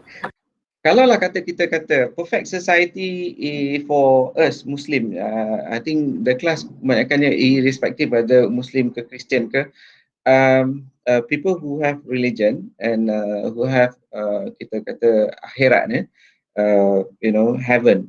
So heaven is a perfect thing, right? Betul tak? Betul. Betul. I agree. So apa yang dalam heaven yang kita boleh identify, things that we can identify dekat heaven ni, criteria of heaven. It's perfect, beautiful, everything that you dreamed of. Semua apa yang you nak, semua ada kat dalam heaven. As per mentioned in Quran lah. As well as in Bible, they always describe it as pretty. But again, when you read that, your definition of beautiful and my definition of beautiful is different. So it's up to the interpretation. Betul tak, sir? So when you read in from a religious perspective lah, when you read the interpretation of pretty, kan cantiknya, apa benda, air susu mengalir, your eye, the one that you imagine is not the same as mine. Maybe I suka susu kurma Nilofa, so I imagine that free flow of that susu kurma, but you feel like Dash Ladies punya susu kurma, so that's your definition of air kurma mengalir. So the interpretation is different. Macam our friend cakap tadi, it's based on where you are at, the perspective that you are looking at the certain topic. That's why when Socrates called for argumentative type of discussion, debate, he also questioned the question. So for me, when I look at Socrates, there's no definite answer. It's so abstract. Kalau I tengok kepada Socrates ni lah.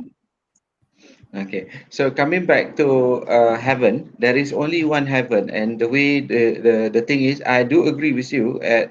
For us right now, we are thinking of a perfect heaven from our own perspective. But when it comes to the heaven, right, it is going to be only one.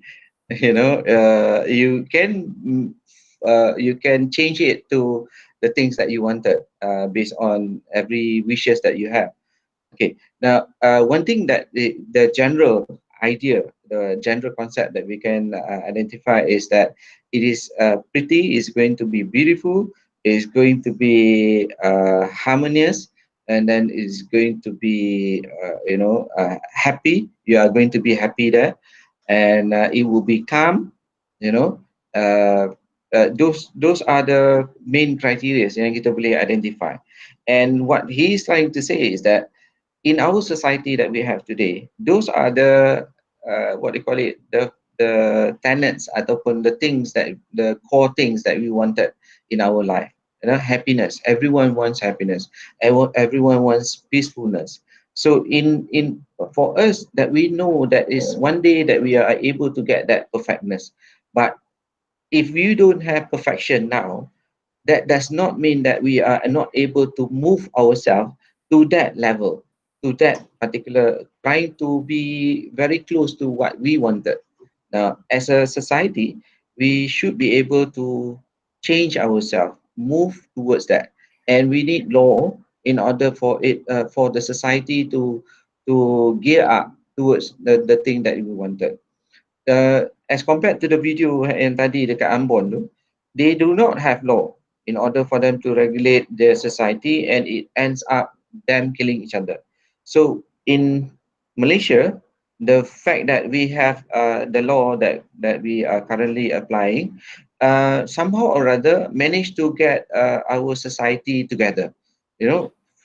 Alhamdulillah for the time being lah. That does not mean that we cannot improve the law to make the society better. So every level of the steps that we go towards the perfection is something that we, for ourselves, we have to question. We have to develop new formulas or new laws in order for us to move forward from the stage that we are in. When I say tak cukup ke law dekat Malaysia ni, I don't think that we are in a perfect situation in our society today. We have things that is still there is negative that is happening in our society. We see people begging for food. We see places where people, do a lot of negative things, like criminal things. We see people don't care about other people. These are the things that is happening in our society, that we still have the avenues for us to improve. And the method that we can apply is by coming up with plan, which is by virtue of the law. For example, I nak share dengan you all, 31 Ogos nanti, bila Merdeka, look at the houses, houses mana yang pasang bendera, houses mana yang tak pasang. And I can bet you the Chinese is not going to put up the bendera, and the Malays are the one that is going to put up the bendera. Why? That has to be investigated. Itu kita pakai Socratic method in order for us to do an inquiry, to do a research about why the Chinese is not having so much patriotism that as we compared to the Malays. There must be something wrong that is. Lagi satu kita boleh tengok ialah the woman punya perspektif about freedom. There's one situation, TV RTM silap interview, dia tanya this makcik tua ni, Chinese lah, very vocal. Dia kata, what do you think about Merdeka? Dia kata, what Merdeka? We women are not safe. You say Merdeka, what is Merdeka? Merdeka is we are not Merdeka. The women do not feel safe when they go places. For example, my wife takut nak pergi dekat parking lot yang dekat bawah bangunan. Why? Perempuan nak keluar malam pukul 12 malam, takut. Why? It must be something that is not right. That is not able to make the woman feel safe in our society. That is something that kalau kita tengok in the perfect world, there is a situation whereby everyone is not worried about their dia punya harta benda, they share everything, and then they are not worried about being attacked by someone in the perfect world. So that does not mean that in the perfect world, the one that we can vision, we cannot attain that vision. So we have to improve, and we have to implement the law, change the law, improve the law to the one that is able to get the result of what we vision, the perfection of the vision that we have. That is what Plato is saying. As compared to Aristotle, they're slightly different. Nanti saya lagi kita next slide, I think Aristotle. So boleh nampak so vision, you have the right to yeah. You share slide ke? Sebab dia punya ni tak dia tunjuk slide. Oh, tak tunjuk slide. Okay, sorry.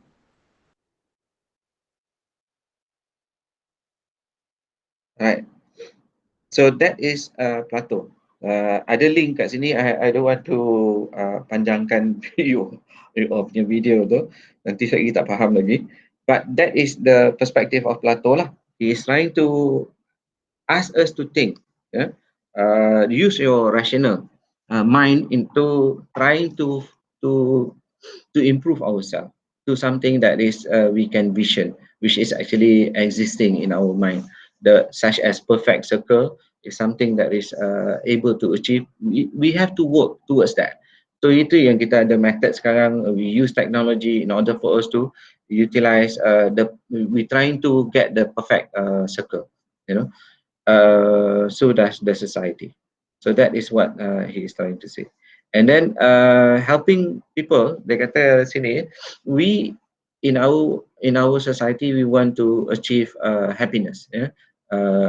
He call it eudaimonia. Eudaimonia is something of a fulfillment. You feel satisfied. Kalau you nak mati satu hari nanti, you rasa macam I'm happy with all the things that I have done. I'm a very satisfied person. So how do you get that fulfillment?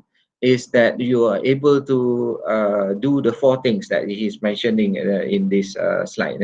Dia kata sebelum kita go into that. So fulfillment is something of a nature yang kalau kata apa maksud fulfillment, bila you tolong orang, you know, tolong orang cross jalan ke, bagi duit, sedekah ke, you know, helping your friends yang in problem, you know, in problematic situation, you feel satisfied. Adakah you rasa satisfied bila tolong orang? Itu yang dia kata fulfillment. You rasa macam happy-nya, you know. You letih tak apa, tapi you rasa seronok.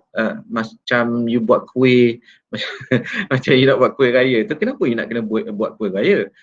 You can always buy, but there is a fulfillment that you want to achieve, where this is my cookies that I created from my own hands and my own effort that I put in.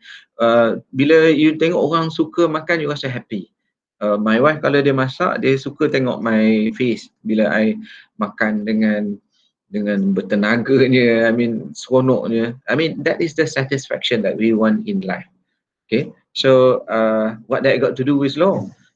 It have everything got to do with law. So we are to fulfill the eudaimonia of the society. Yeah, we people of law, we are out there to please people in a way that we create laws that is able for them to find fulfillment in their life.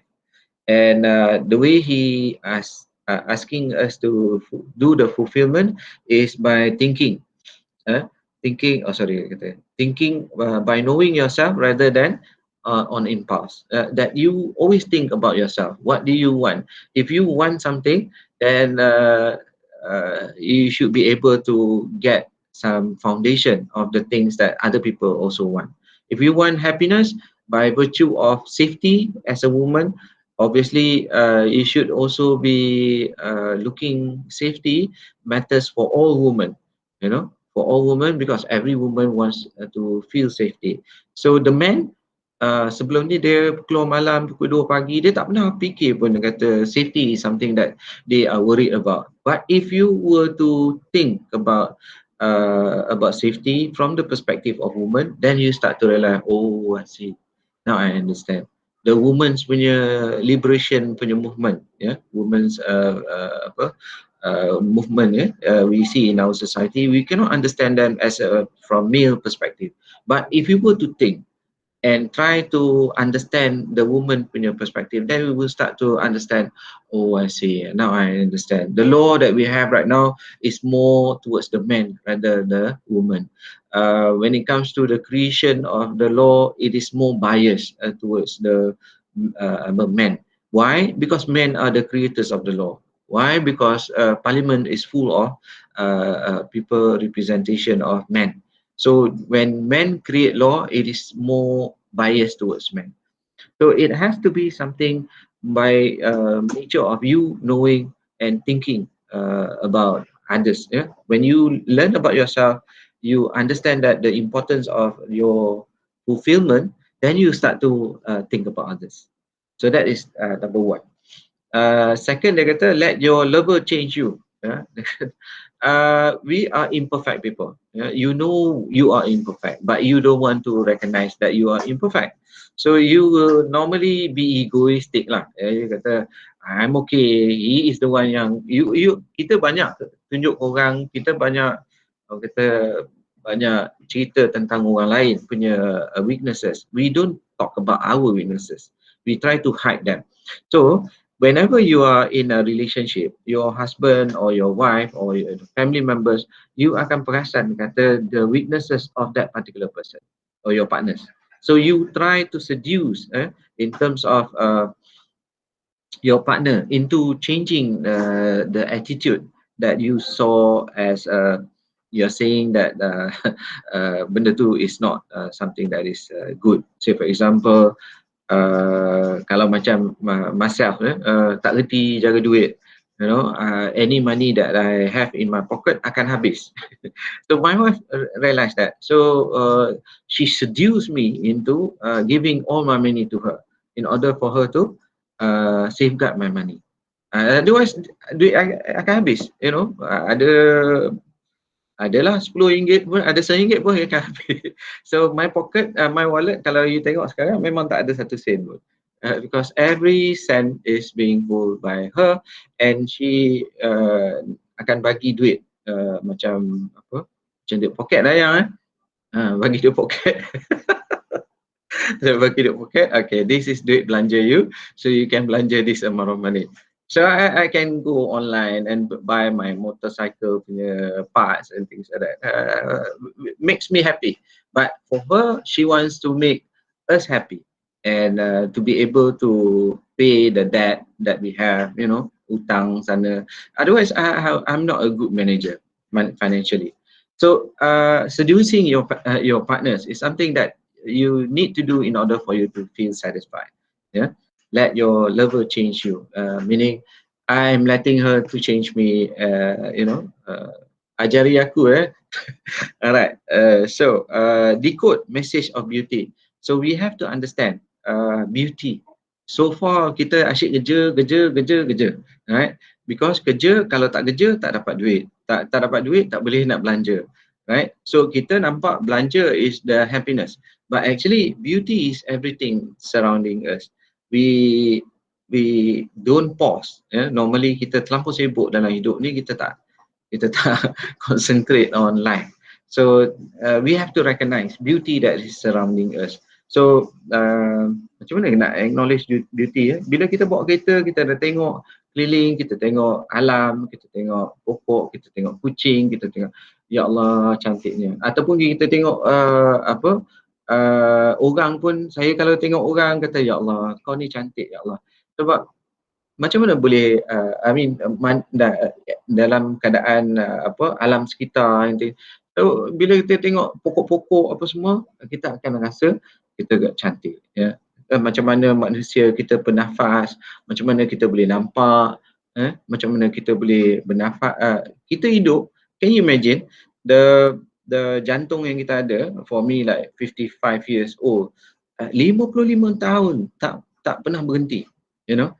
That is something of a miracle. So we have to understand beauty. So he is trying to ask us to decode message of beauty. Find the qualities that is missing in our life. So if you want to look at arts as a medium that can bring fulfillment to our life, and then proceed. Macam myself, I love to ride my bike. So that is my hobby.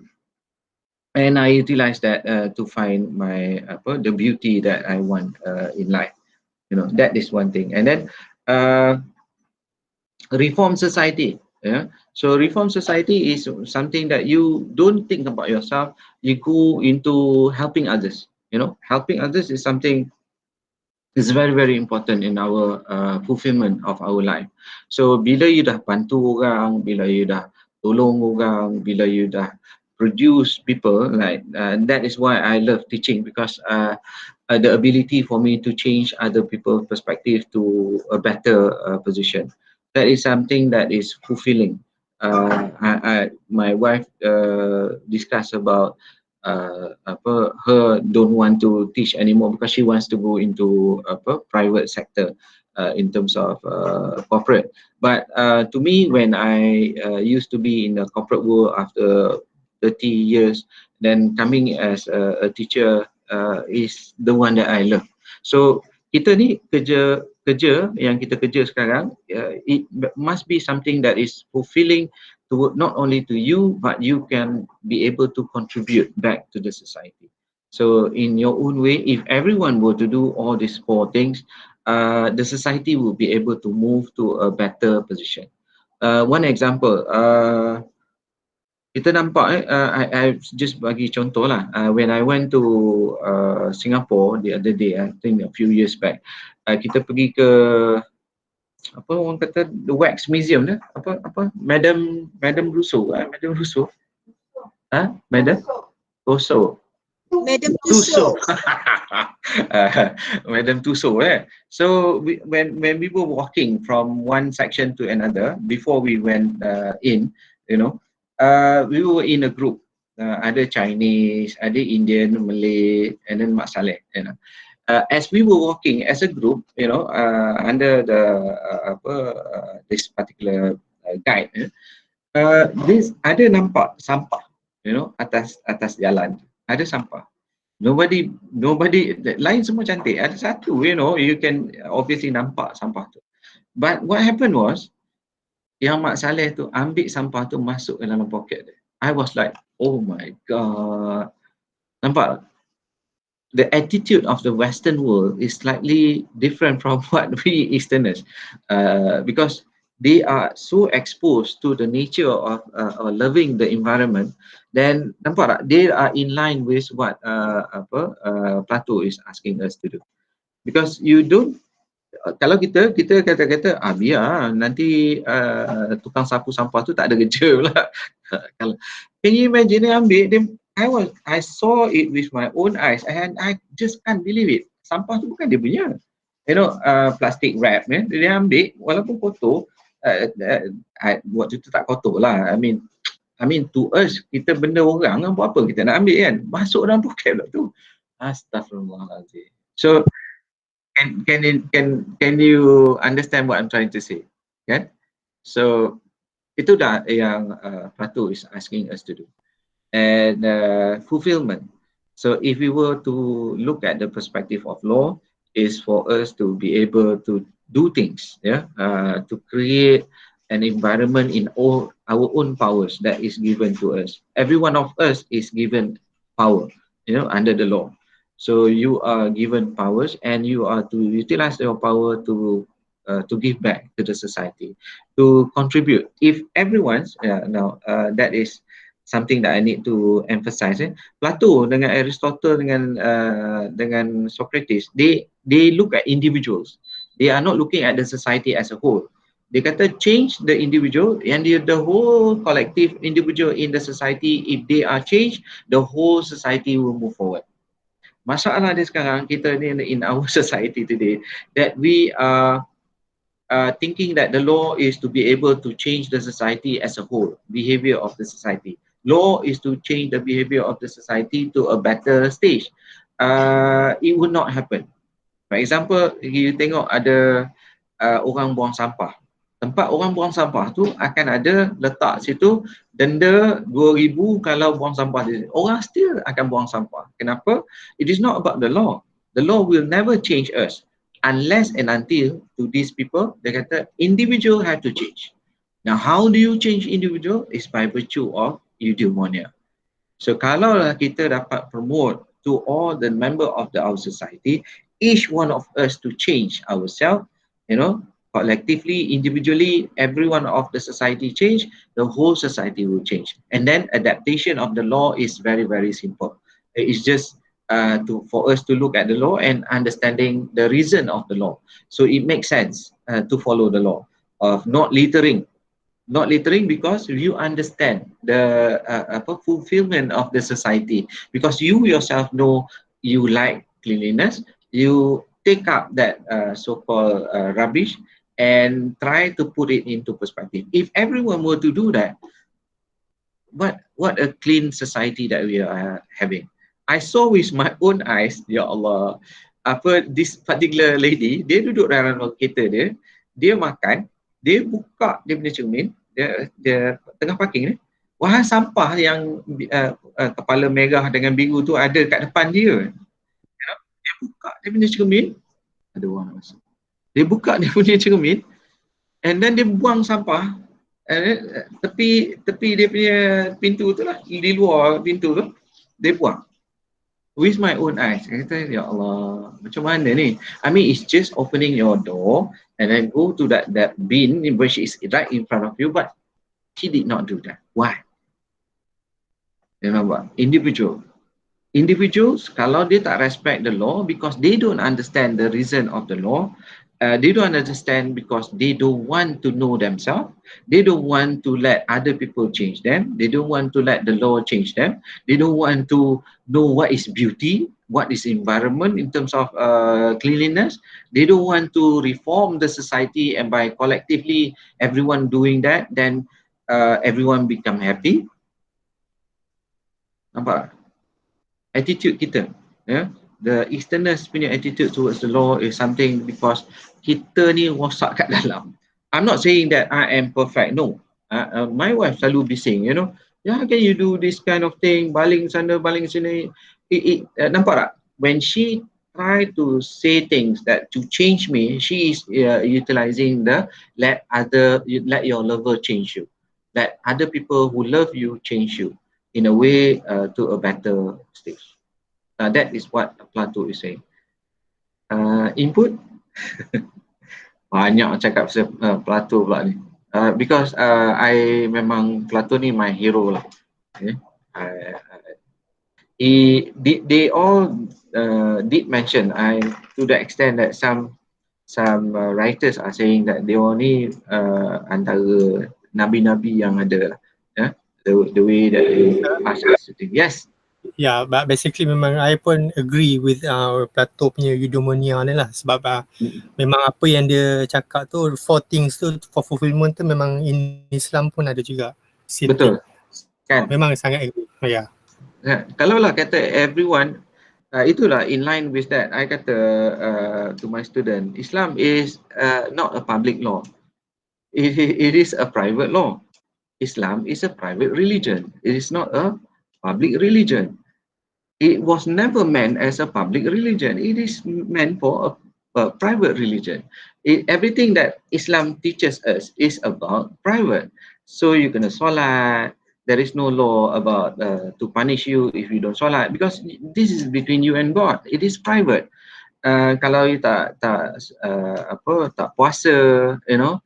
So, but other people are trying to enforce this so-called private religion and making it as a public religion. Itu masalah yang saya nampak. Because when the law is trying to mold us to something that we cannot understand ourselves, then we don't really understand why we have to solat, why we have to puasa, why we have to keluar zakat, why we have to go to haji. You know, all those kind of things is a private matter. You know, this kalau lah kita, each one of us understand why we are doing it. Basically, Islam is to submit ourselves, yeah, to humble ourselves with God. Then we will see that every element that is being stated by Plato is something that is you can think. Now our society doesn't have time to think. We like to do things that is not involving thinking. Sayang. So that is my take on Plato lah. Any response? Okay, nampak macam I would say that ada Islamic punya principle kat dalam tu. Tapi ni dia dalam lah, dia macam tasawuf juga. Knowing yourself, ilmu mengenal Allah ialah ilmu mengenal diri dulu. So kalau you kenal ilmu mengenal diri, then you kenal Allah lah. Because you know why you're doing things, for what reason. Respond from the floor. Ada 23. Setuju ke tak setuju? You can agree to disagree because dalam kita punya lesson, it is everything is okay. You can have every kind of thoughts that you like. So this is just my perspective. It doesn't mean that I am asking you to follow my perspective. You might have different interpretation of everything. So but here we are looking at Plato. I'm trying to decipher Plato punya understanding to make you understand about Plato punya perspective. Okay, boleh Ada soalan? Boleh sir. I pun agree dengan Plato ni juga. It's the basic fulfillment, the way that we want to find achieve fulfillment pun I agree. I mean, when you talk about buang sampah apa semua tu, it reflect a lot with our society nowadays. You know, we are trying to look, or we are actually promoting a very society yang yang berhemah, berhemah tapi sebenarnya and then kita semua cakap okay, semua sama rata, kesamarataan tu ada, but in actual fact no, sebabnya I mean, kalau kita tengok the way talk about mentality itself, when you refuse to let others help you, then you be stuck at that takak dia takut I tak tahu cakap macam tu lah kan. Dia kata it's my right, I want to do whatever I want. Lantaklah, who are you? Mampus lah. Lagipun bila you this is from based on my experience and also my observation basically lah. I mean, everybody, you can argue with my thinking or my statement. If you look at the low cost apartment, PPR and whatnot, the mentality is different, definitely different. Dan sampah merata-rata, why? It's not that you don't have tong sampah kat sana, ada, but then why is it monkey see monkey do kind of attitude? You see, bila orang ni campak sampah, kita pun campak sampah jugalah. So it's a matter of you macam mana? You boleh buat, I boleh buat. Exactly. Dia ni campak sampah, I pun campak sampah. So end up semua kan sampah merata-rata. It's not that you don't have the sampah chute yang you would ada semua tu. It's just you won't let other help you, then you macam tu lah. Dan terlampau banyak sangat pertolongan pun tak bagus juga sebenarnya, because you tak bagi that individual buat tu macam kebolehan dia untuk push diri dia. But again, some people dia tak suka push diri dia. Dia suka macam berserah dan menyerah. Something like that. Is individual tu yang unik. Berserah yang tak kena tempat ni. Macam riba tangan, but then you expect that benda yang you minta tu akan jatuh ke riba. Macam tu lah. Macam semua benda ada, all you need is to push yourself. Tapi mungkin terlampau sangat banyak pertolongan pun diorang dah pampered. I'm not saying it's not good. It's good for us to help them if they really need it. But then, like Plato said lah, think about this is about your very own fulfillment. You nak duduk macam ni ke? Takkan kalau bapak you kayuh basikal, you nak kayuh basikal, anak you nak kayuh basikal, you tak nak nampak peningkatan sikit ke? I mean, the question is that it's about you enjoy the fulfillment of your life basically. Betul. Itu yang sampai to the extent that people would be looking at Article 153. The issue whether 153 should proceed with the imbalances in terms of treatment of society. So that is something that we have to sit down and look at the facts. Is it relevant? Is it something that is detrimental to the progress of the Malay people? Because as what you said, too much help pun, it will make us complacent. Itu ada kena-mengena dengan Al-Quran yang saying that aku jadikan kita ni berbeza-beza, I mean all of you berbeza-beza supaya kau kenal antara satu sama lain. If you go on along the line that only one race, then it is not going to be beneficial to the progress of the society in terms of the mind. So you tak akan berkembang. So whenever I berkenalan dengan my wife, dia left ITM, law lecturer. She will join the private universities. Then her colleagues kebanyakannya orang bukan Melayu. Then we saw different perspective altogether. Which like kita ni berbelas tahun dengan UiTM then we start to realize, oh my god, macam ni kat luar. The perspective of other people. Kita macam katak di bawah tempurung. It's something that we always think that, oh, this is something that is important for us. The understanding that we have is being absorbed by people punya mentality. So we never think of on ourselves. So kami berdua is more on the liberal side. Kita, you nak murtad, murtad lah, lantak lah. You nak buat ni, buatlah. You nak LGBT, buatlah. We have student coming to the house. Oh my god.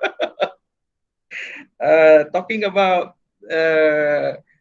I mean obscene thing, they were doing with their friends, and then on this table, bukan on this table, right ini bila dia orang datang makan, cerita, ya Allah, we were looking at each other and say that these are the reality that is happening in our society, you know.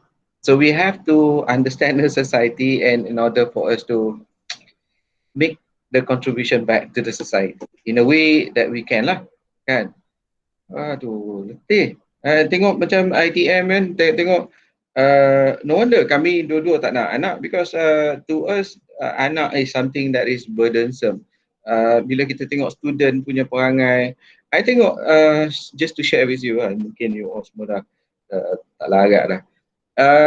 Dalam tata tertib dalam ITM, just to share with you, ada yang perempuan ni dia dah memang kena tangkap, dia meniru, bukan meniru lah, I mean dia bawa dokumen and then dia letak kat celah kangkang dia. So my wife dapat tangkap dia. Okay lah, dia orang kenal dia as a hound, dia akan dapatnya bila dia jaga, memang dia akan dapat tangkap. So bawa lah tata tertib. I was in the tata tertib punya session. I pengurusi tata tertib kan. So dia nak bawa masuk mak dia, trying to justify why she had that document with her during exam. So dia bawa mak dia lah sebagai saksi. You know, okay lah, tak apalah, kita bagilah dia masuk dan bawa saksi kan. You know what happened? Dia maki mak dia depan kami. Dia kata, engkau ni apa ni? Oh my God, kata dia, Allah. Kita dah dengar dalam Nabi kata akhir zaman ni memang mak akan ataupun parents akan melahirkan apa orang panggil? Hamba melahirkan tuan. Hamba melahirkan. Ya Allah, ya Rabbi.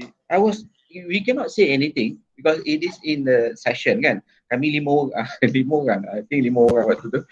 I was like, aduh. So, and then sekejap-sekejap ada video budak law pi buat seks dekat dalam, ya, dekat Cempaka tu, kat atas tu ada kafe lah, apalah, pi buat video tu lah. Allahu Akbar. So, happiness, it's all about happiness. You yourself, kadang-kadang kalau you tengok happiness untuk orang miskin ni, dia orang ni PPRT lah apalah, dia orang main seks saja, and then dia orang tak fikir anak yang keluar tu siapa yang nak kena jaga macam mana. Dia orang fikir kata Allah akan bagi rezeki. Memang Allah akan bagi rezeki, tapi to what extent that you are to contribute to the situation of your family member. Kebanyakan orang yang buat buat masalah masyarakat datang daripada orang yang low income. Yang di mana low income ni ada macam you kata tadi lah, PPRT, kalau you tengok tempat-tempat dia orang duduk, rumah satu kecil duduk 5 orang, can you imagine? Takkanlah tak akan jadi sumpah mahram lah, I mean stress, you know. Tengok yang video tadi, dia kata jalan sana jalan sini is only within it is something that is not supposed to happen. Like people sekarang ni, kita dalam keadaan di mana kita tak boleh jalan sana jalan sini kan, stress. It is stressful. You know how it's stressful. Yes. Sir, rumah kecil ini saya punya research sendiri ni, rumah kecil tapi duduk bukan 5 orang tu sir. Nah, duduk orang dengan 15 orang. Betul sir, saya tak tipu. Pergi saya buat satu projek ni dekat one of the place lah, saya tak nak mention. Dia budak-budak ni selalu loiter dekat klinik kesihatan. So pengarah klinik heran kenapa budak-budak ni suka lepak dekat klinik dia. Klinik kesihatan kan agak besar juga kan, bukan klinik kesihatan kecil. So dia pun tanya budak-budak tu, kenapa you all kat sini? You all ada sakit apa? Kenapa malu nak masuk? Tapi dia orang dekat tempat menunggu. So dia orang cakap dia saja nak duduk kat sini sebab ada aircon. Ada aircon, ada wifi. Ada aircon, ada wifi, lepas tu ada TV, boleh duduk-duduk. Lapang lah basically. So dia orang pun bercakap dengan we all semua, cakap boleh tak you tengok apa, sebab dia orang ni rempit lah. So kita pun pergi interview, tengok do a little bit of research and so on. Dan kita pergi ke rumah dia orang lah. Beradik, kakak yang dah kahwin, babang dah kahwin, anak beranak semua. All in all about 15 of them there. Duduk satu tempat. So we realise yang mereka ni tak ada space untuk growth. Jadi diorang loiter dah, diorang keluar, so diorang pun cakap diorang cuma balik rumah hanya untuk mandi, tapi diorang tak ada space untuk diorang. So diorang suka duduk kat luar because lebih lapang, lebih nyaman, lebih selesa. Balik hanya untuk tidur, itu pun tidur lambak aje. Macam tu lah. Which is not something that is not supposed to be happening in our society, kan? Why? Why benda tu? Kita kan kena tanya lah, macam Socrates punya approach. Why? We have to understand why. Oh, it's not my problem. Why should I think about it? No, you have to learn about why. So jadi kita kena investigate. Kenapa jadi? Okay, so 15 orang. Why do they be in that position? Because they are poor. So why they are poor? What is the function of the government in terms of the law that can help them in changing their situation? Is it so costly? The houses sekarang so costly? Is it the materials to build the houses? besar sikit, buat besar sikit. Buat besar sikit. Mereka dah tahu yang betul, mereka dah tahu yang macam mana, Nina? Dia orang tahu? mereka dah tahu yang rumah yang akan diorang beri kepada mereka yang di relocate ni akan ada ramai penghuni. Tapi masih ada dua bilik air, 2 bilik tidur, 1 hal yang kecil. So when you, bukan tak ada research yang cakap macam ni diorang punya standard yang family diorang akan bawa masuk. Tapi research dah ada, banyak ada orang buat report yang mereka ni daripada so-called squatters, bila you nak relocate diorang ni, diorang akan bawa semua gerabak diorang tau. So when you realise this, what you can help is, you buat besar sikit boleh. Macam saya cakap lah, it's not that they don't pay anything, they pay a little bit. Okay, ada sedikit rental yang dikenakan, charges and so on. Why can you just offer, when you understand this is how the standard, diorang punya cara, offer yang besar sikit. So that you realise that budak-budak ni takkan loiter. You tahu punca masalah tu tapi you feel you tak nak tengok kepada punca tu. Bagilah research macam mana pun, you just don't want to look at that. You masih buat rumah tinggi kecil. Rumah tinggi dan kecil. Rumah tinggi dan kecil dan tak ada tempat untuk diorang. Sudahnya diorang keluar merempit and yelah, sadaqallahul azim lah. Semuanya yang selepas tu kita pun tak tahulah.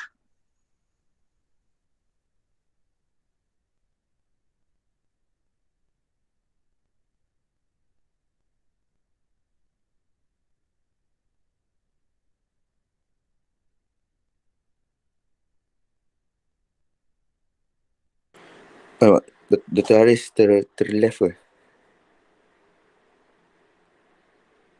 Kena add balik ni.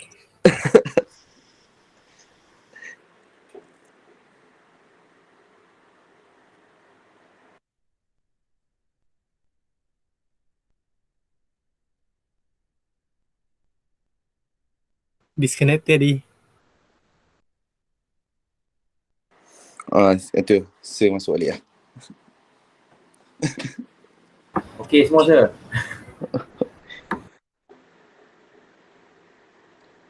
Sir, unmute. Saya tak dengar sir. Sorry, so you so you boleh nampak from the perspective of Plato, it's not about the law. The law is secondary. The primary thing that we have to change is the mentality of the society. Macam mana nak change the mentality of the whole society? We change the individual first. Once we change the individual by virtue of the things that we want them to open their eyes, then we will start to collectively as a member of the society akan tukar. Dia mula start daripada diri kita, your partners, and then the family, and then the people that stay surrounding you, and then the community, and then it goes bigger and bigger and bigger. It goes to the whole nation. So samalah kita dah tengok isu mana-mana sekalipun isu, kita akan nampak perspective of people disobeying the law. Why people disobey the law? There must be something that is hidden that we have to find and ask question, like what Socrates is asking us to do, to investigate, to ask question. Macam yang kita tengok, the people that is supposed to do things, they are not doing what they are supposed to do. the government people, the police. Kenapa police dia tak buat? Dia ada 129,000 as what IGP saying. Kenapa you see rasuah ada juga? Is it because of their salary?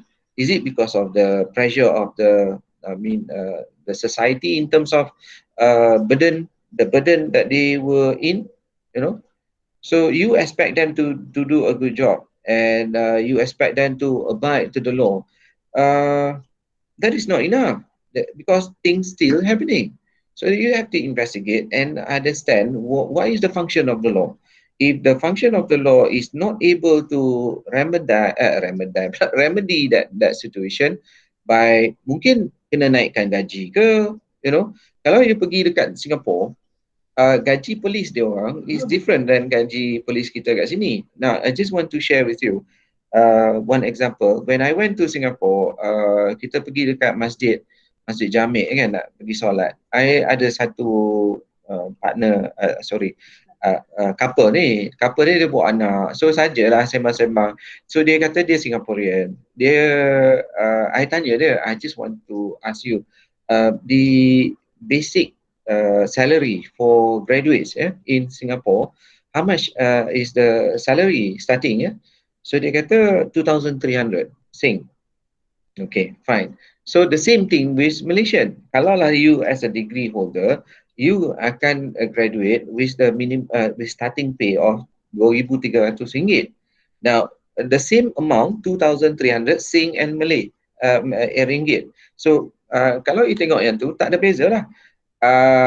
Kalau you convert 2,003 Sing ke Malaysia, akan jadi 2 kali ganda kan. Now, ambil sampel. Kita makan kat kedai biryani kat depan tu, satu plate biryani dia orang 7 Sing. Full of everything, 7 Sing.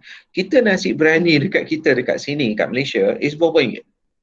Yang satu plate yang ada ayam sebesar-besar dengan lauk semua. Agak-agak nasi biryani berapa ringgit?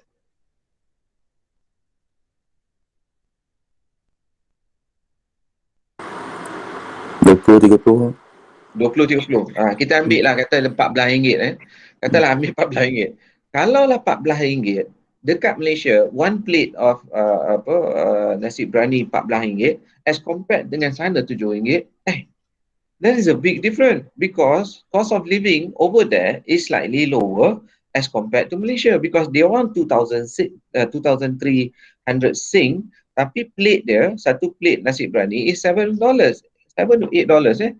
And kalau kat kita is RM14. Why is the difference? Jadi kita akan start tanya, bukan setakat start tanya, dan kita look at the involvement of the law. Kenapa jadi macam tu? Because everything, as I already mentioned, everything got to do with the law. So something is wrong with the law. Law mana? Then kita kena buat investigation lah. So that is this so-called the classical jurists ataupun classical philosophers is asking us to look into individuals and change the individuals. Once you change the individuals, every individual in the society, if changed, then law should be able to be implemented in a very smooth manner. Jadi tak ada isu-isu dia yang kita akan nampak. So that is Plato. Socrates, very basic, dia suruh kita tanya. So kalau you tak pandai tanya, you kena belajar macam mana start tanya. Kalau you tanya, maksud you kena fikir.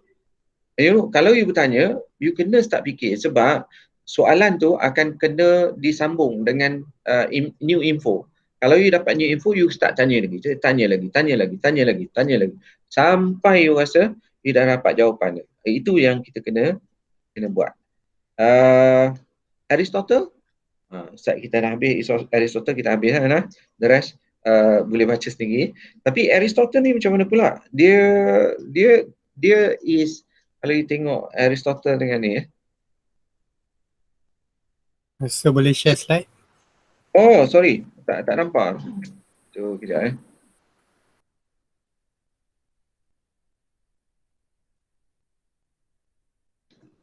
So Plato, Aristotle ni dia beza dari segi ni.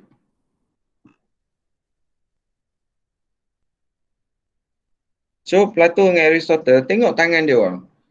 Plato, tangan dia duk tunjuk atas. Ni kalau tak salah Leonardo da Vinci punya gambar dekat Rome. So nampak tak tangan Plato ni? Dia tunjuk ke atas. And then tengok Aristotle, anak murid dia, tunjuk ke mana? Ke depan kan? So dia is more realism ataupun dia go on realistic, go on nature. While Plato is more towards metaphysical, maksudnya benda yang kita boleh fikir. Macam tadi kan, circle yang perfect tu macam mana kita nak capai, society yang perfect macam mana kita nak capai, law yang perfect macam mana kita nak capai. So it must be something that is existing yang atas, ya, metaphysical. Tetapi Aristotle is more towards the reality. So kalau you tengok slide on Aristotle ni, dia kata dia more towards things that is can be seen, like mathematics, physics, biology, zoology, logic, metaphysical ada juga elemen, tapi dia cuma kepada towards reality. Itu yang nama dia punya tali video tu, kalau you tengok dia punya academy dia atau university dia is more towards nature, ya, duduk dalam nature, tengok keadaan, belajar and things like that. Macam yang tunjuk tadi about octopus. Okay, so jadi ini adalah sampai to the extent kalau you baca Alexander the Great, kalau lah kata dia dapat jumpa benda pelik-pelik, binatang pelik-pelik, dia akan hantar balik kepada Aristotle just to share with his master about new things. So dia kata Aristotle is more empiricist. Empiricist is looking at data. So if you look at the law, you look at the perspective of the function of the law, the success of the law, we have to look at data. Now by looking at the data, the things that macam Amalina cakap tadi about gelandangan, about kenapa orang miskin masih minta sedekah lagi, kenapa orang Islam sahaja yang minta sedekah, kenapa orang lain tak minta sedekah, kenapa kemiskinan tu masih ada lagi. Tak boleh lah, kemiskinan mesti ada, tak semestinya, you know. Kalau kita tengok dekat European countries, ada kemiskinan, tetapi kita tak adalah kata sampai banyak sangat in the society. Kalau kita tengok Europe lah, kalau America is getting higher and higher. Kenapa? Because dia apply sistem yang lain. European countries, they more towards socialism as compared to America is pure capitalism. Kalau pure capitalism, you mati nasib lah, you kalah, you kalah lah. It's a fight of survival. Tapi European countries ni dia social, they go on the social inclination, they are towards social as compared to communism. Nanti kita akan belajarlah communism, tapi I think dalam juris tu. But what is Aristotle is trying to say is that we have to look at the data.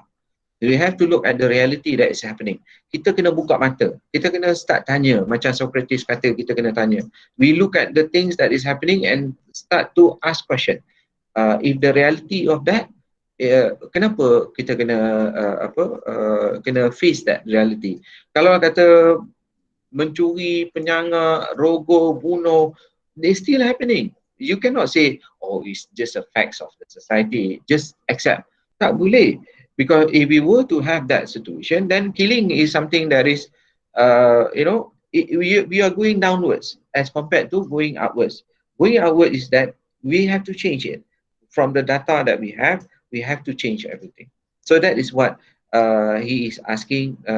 Metaphysics is where the eternal, unchanging and independent of the matter. Meaning something that we can foresee, something that we can think, something that we can look at things that is surrounding us. And he promotes the what do you call it, the concept of lupa pula. The concept that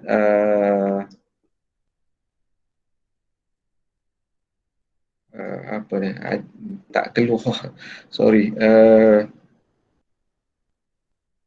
You You do things because you wanted to achieve a certain level. Sekejap lagi dia sampai lah tu. So what he's trying to say is that what is a nation? Is it real? Yeah? So if it's real, then how do you understand whether the reality of the society ataupun the reality of the nation? It is something that is very important for us to change. And how to change is by abiding to the law that we create. So dia kata kat sini, if concept are more important, then what level can be said important than another? If individual, family, state, and nation, and all humans, so which one is more important? Kalau you kata demi negara, so is it demi negara? What is negara? Okay, comprises of what? Comprises of what do you call it? Society. And in the society, it makes up by virtue of the people that can be going down to the level of individual. So he says that also the individual have to change. So sama dengan macam Plato. So that is the thing that he is trying to promote. So dia kata, do concept exist, justice, legal, equality, fairness? Itu kita kena fikir. By utilizing Socrates' method of inquiry, then we should be able to identify. Dia kata kat sini juga, dia kata philosophy exists, must have principles. Yeah? Principle of non-contradiction, law can be both just and unjust at the same time. Okay, so it's something that we have to look at the law, and the outcome of the law is something that we have to investigate, whether it is just, whether it is unjust. So that is our function as an individual people that is learning Aristotle. We have to look at the data in order for us to find out which one is supposed to be our mode of action that we have to do. Okay, soalan?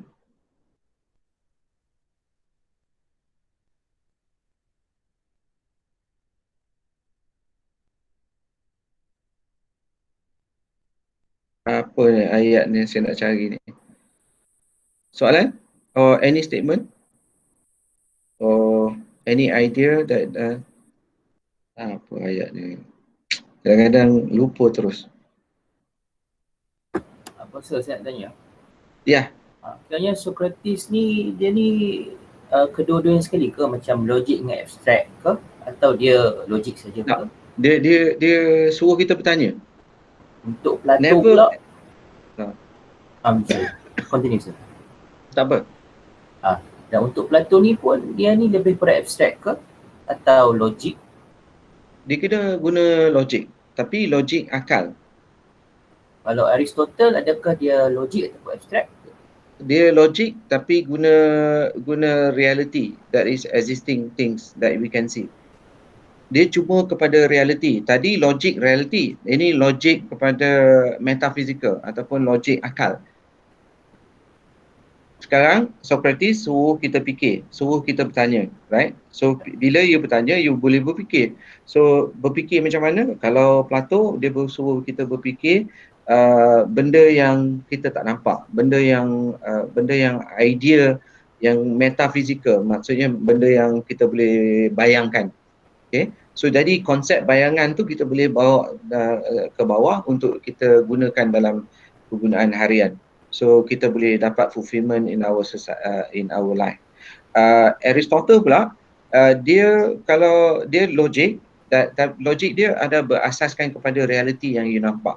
So kalau realiti yang you nampak tu macam tu, kalau you duk ada dalam negara yang panas, negara yang tak ada air, apa yang you kena lakukan? You kena lebihkan sesuatu untuk dapatkan sesuatu yang sesuatu yang lebih baik untuk the society. So kalau you duduk dalam keadaan, keadaan negara yang sejuk, you punya rumah akan berubah. Okay, rumah you akan berubah. You kena ada layer, ada penebat and things like that.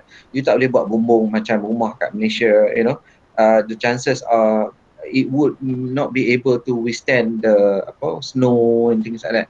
So kalau you tengok every society in this world, based on your observation, based on your analyzation of the facts, then you start to realize, oh, kenapa dia orang buat macam ni. Okay? Contoh, kita boleh pergi ke Thailand, kita akan nampak dia punya sistem. The moment you masuk ke dalam gate, masuk ke dalam dia orang punya gate tu, you nampak ada perbezaan Malaysia dengan Thailand. Okay? Nampak ketara. Kalau Singapura tu tak nampak beza sangat, tak nampak kemajuan yang dia orang ada. They are like 10 years ahead of us. Kita Thailand is like 5 years behind us. So kenapa, apa yang you boleh nampak bila you masuk Thailand? You pergi kan Danok Danok pada ayat Danok sepadan luar lah. Apa you nampak? So far kalau I tak bisa pergi lagi, tapi kalau tengok macam gambar-gambar tu buat macam kampungan juga sikit. Dia akan nampak sistem jalan dia. Kalau sistem jalan, as for example, kita ada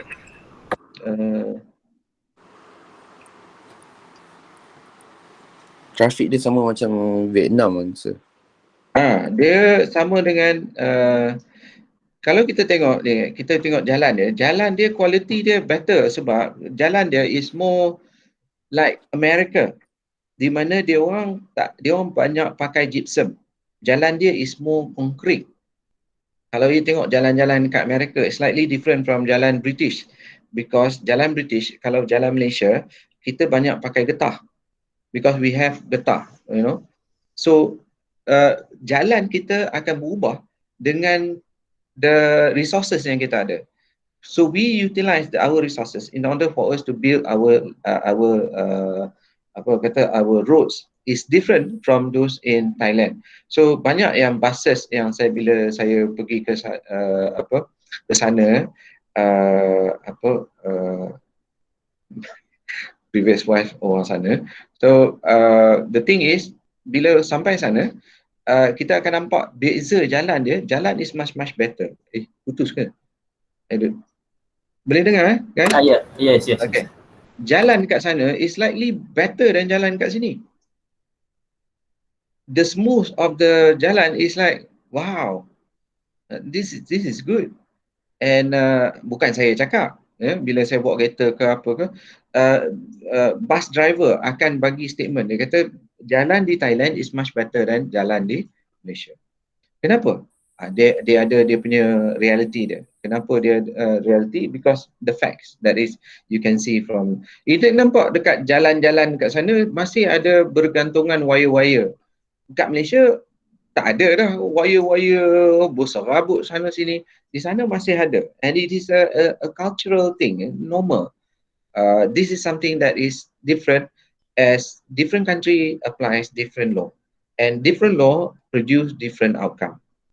So what we are supposed to do is to find the law that is able to get the best outcome to the society by using of the society itself.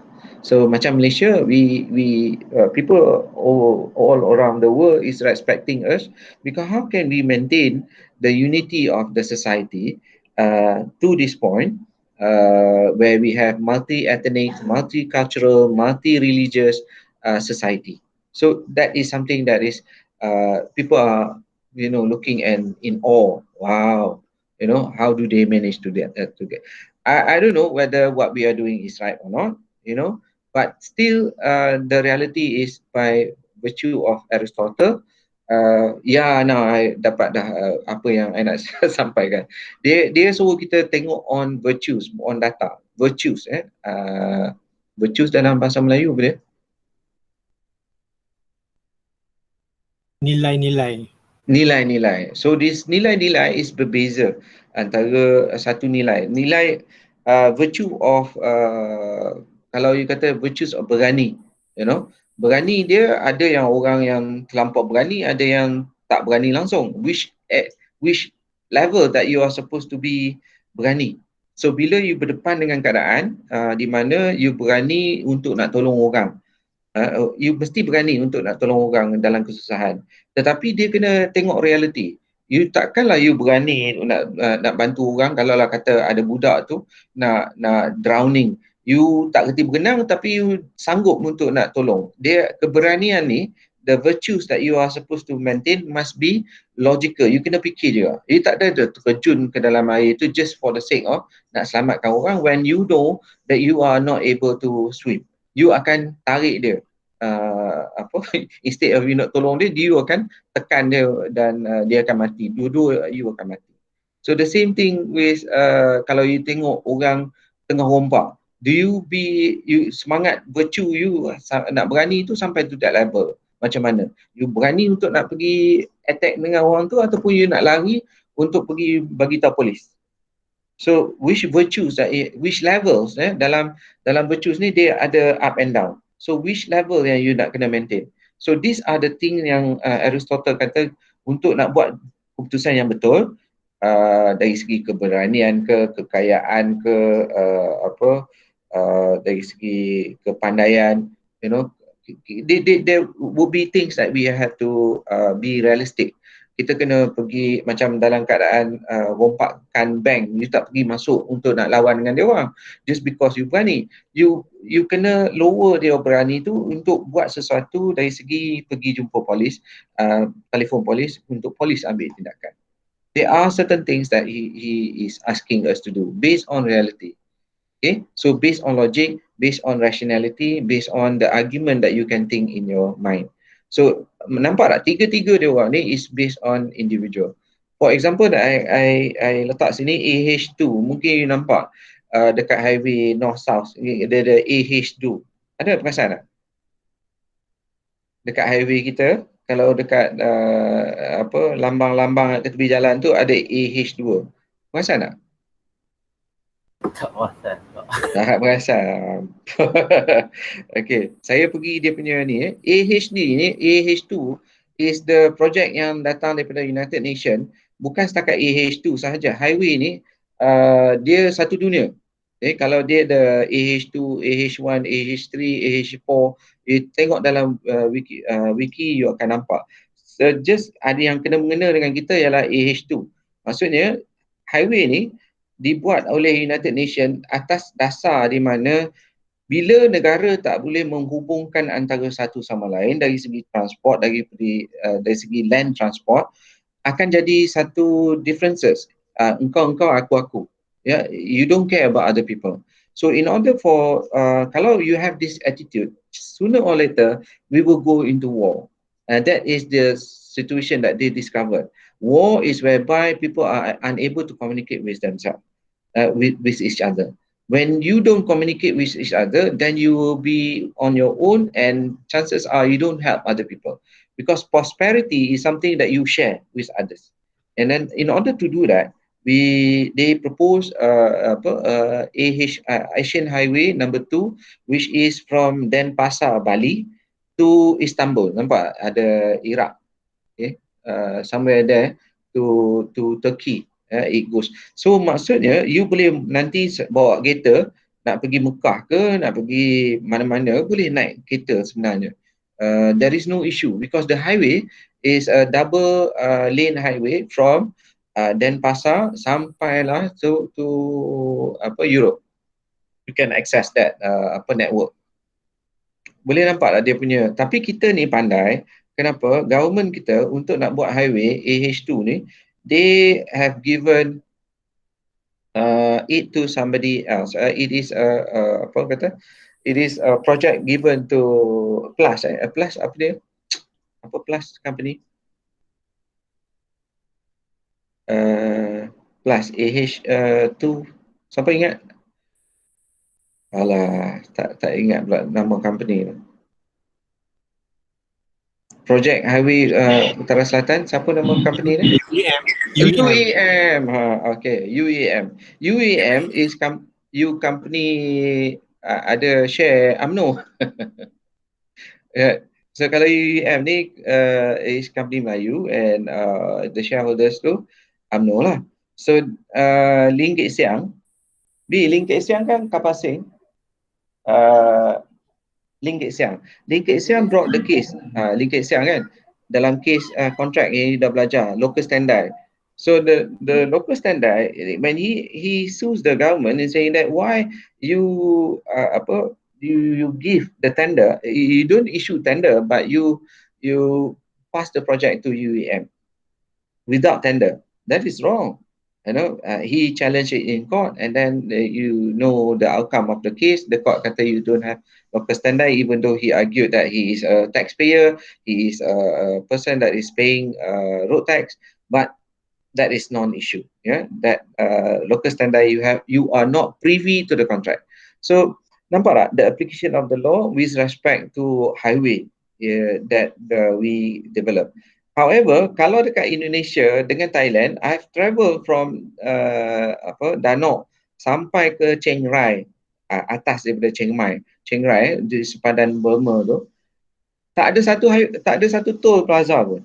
Highway dia, as I mentioned, highway is much better than us. Tapi tak ada tak ada toll except masuk ke Bangkok. Bangkok dia ada toll lah untuk dia orang nak regulate traffic, terlampau banyak traffic lagi. Tapi travelling from that is 1,800 km. 1,800 km compared to Malaysia is at what? 800 km kan? So 1,000 km without 1,800 without toll. Can you imagine? That is what I'm trying to say here is that the relationship with respect of the law. Okay, I think now is the time lah kan untuk you. Okay, just to recap, Aristotle is just looking at the facts, logic, thinking. You should be able to implement the law to change the society. Kalau Plato is more about logic, rationality, thinking, but thinking of something that is in the mind, in the mind that is logic, based on logic that you can think of. Semua ni based on logic, but you utilize the rationality. Socrates is not, he did not come up with any philosophy, tetapi filosofi dia ialah you have to ask a question in order for you to understand things, and you keep on asking and asking and asking in order for you to get the truth. So we can apply that to our law. In order for us to look at the society, we have to keep on questioning what is wrong with the law in order for us to improve. And that's it lah for today. That would be the area that we wanted to cover. So guys, I will be giving the record later on. Last week punya recording dengan this week recording. Please remind me if I don't give you the recording. So thank you so much. Thank you so much for coming. Thank you so much, sir. Thank you. Assalamualaikum. Selamat Hari Raya, Selamat sir. berbuka. Selamat Hari Raya. Selamat Hari Raya. Ya, selamat Hari Raya. Siapalah suara ke. Bye. Assalamualaikum. Selamat Raya. Waalaikumsalam warahmatullahi. Okay, everyone have to go out in order for me to stop the recording. Thank you guys. Dia orang letak anak, dia orang buka suara anak-anak. Cute.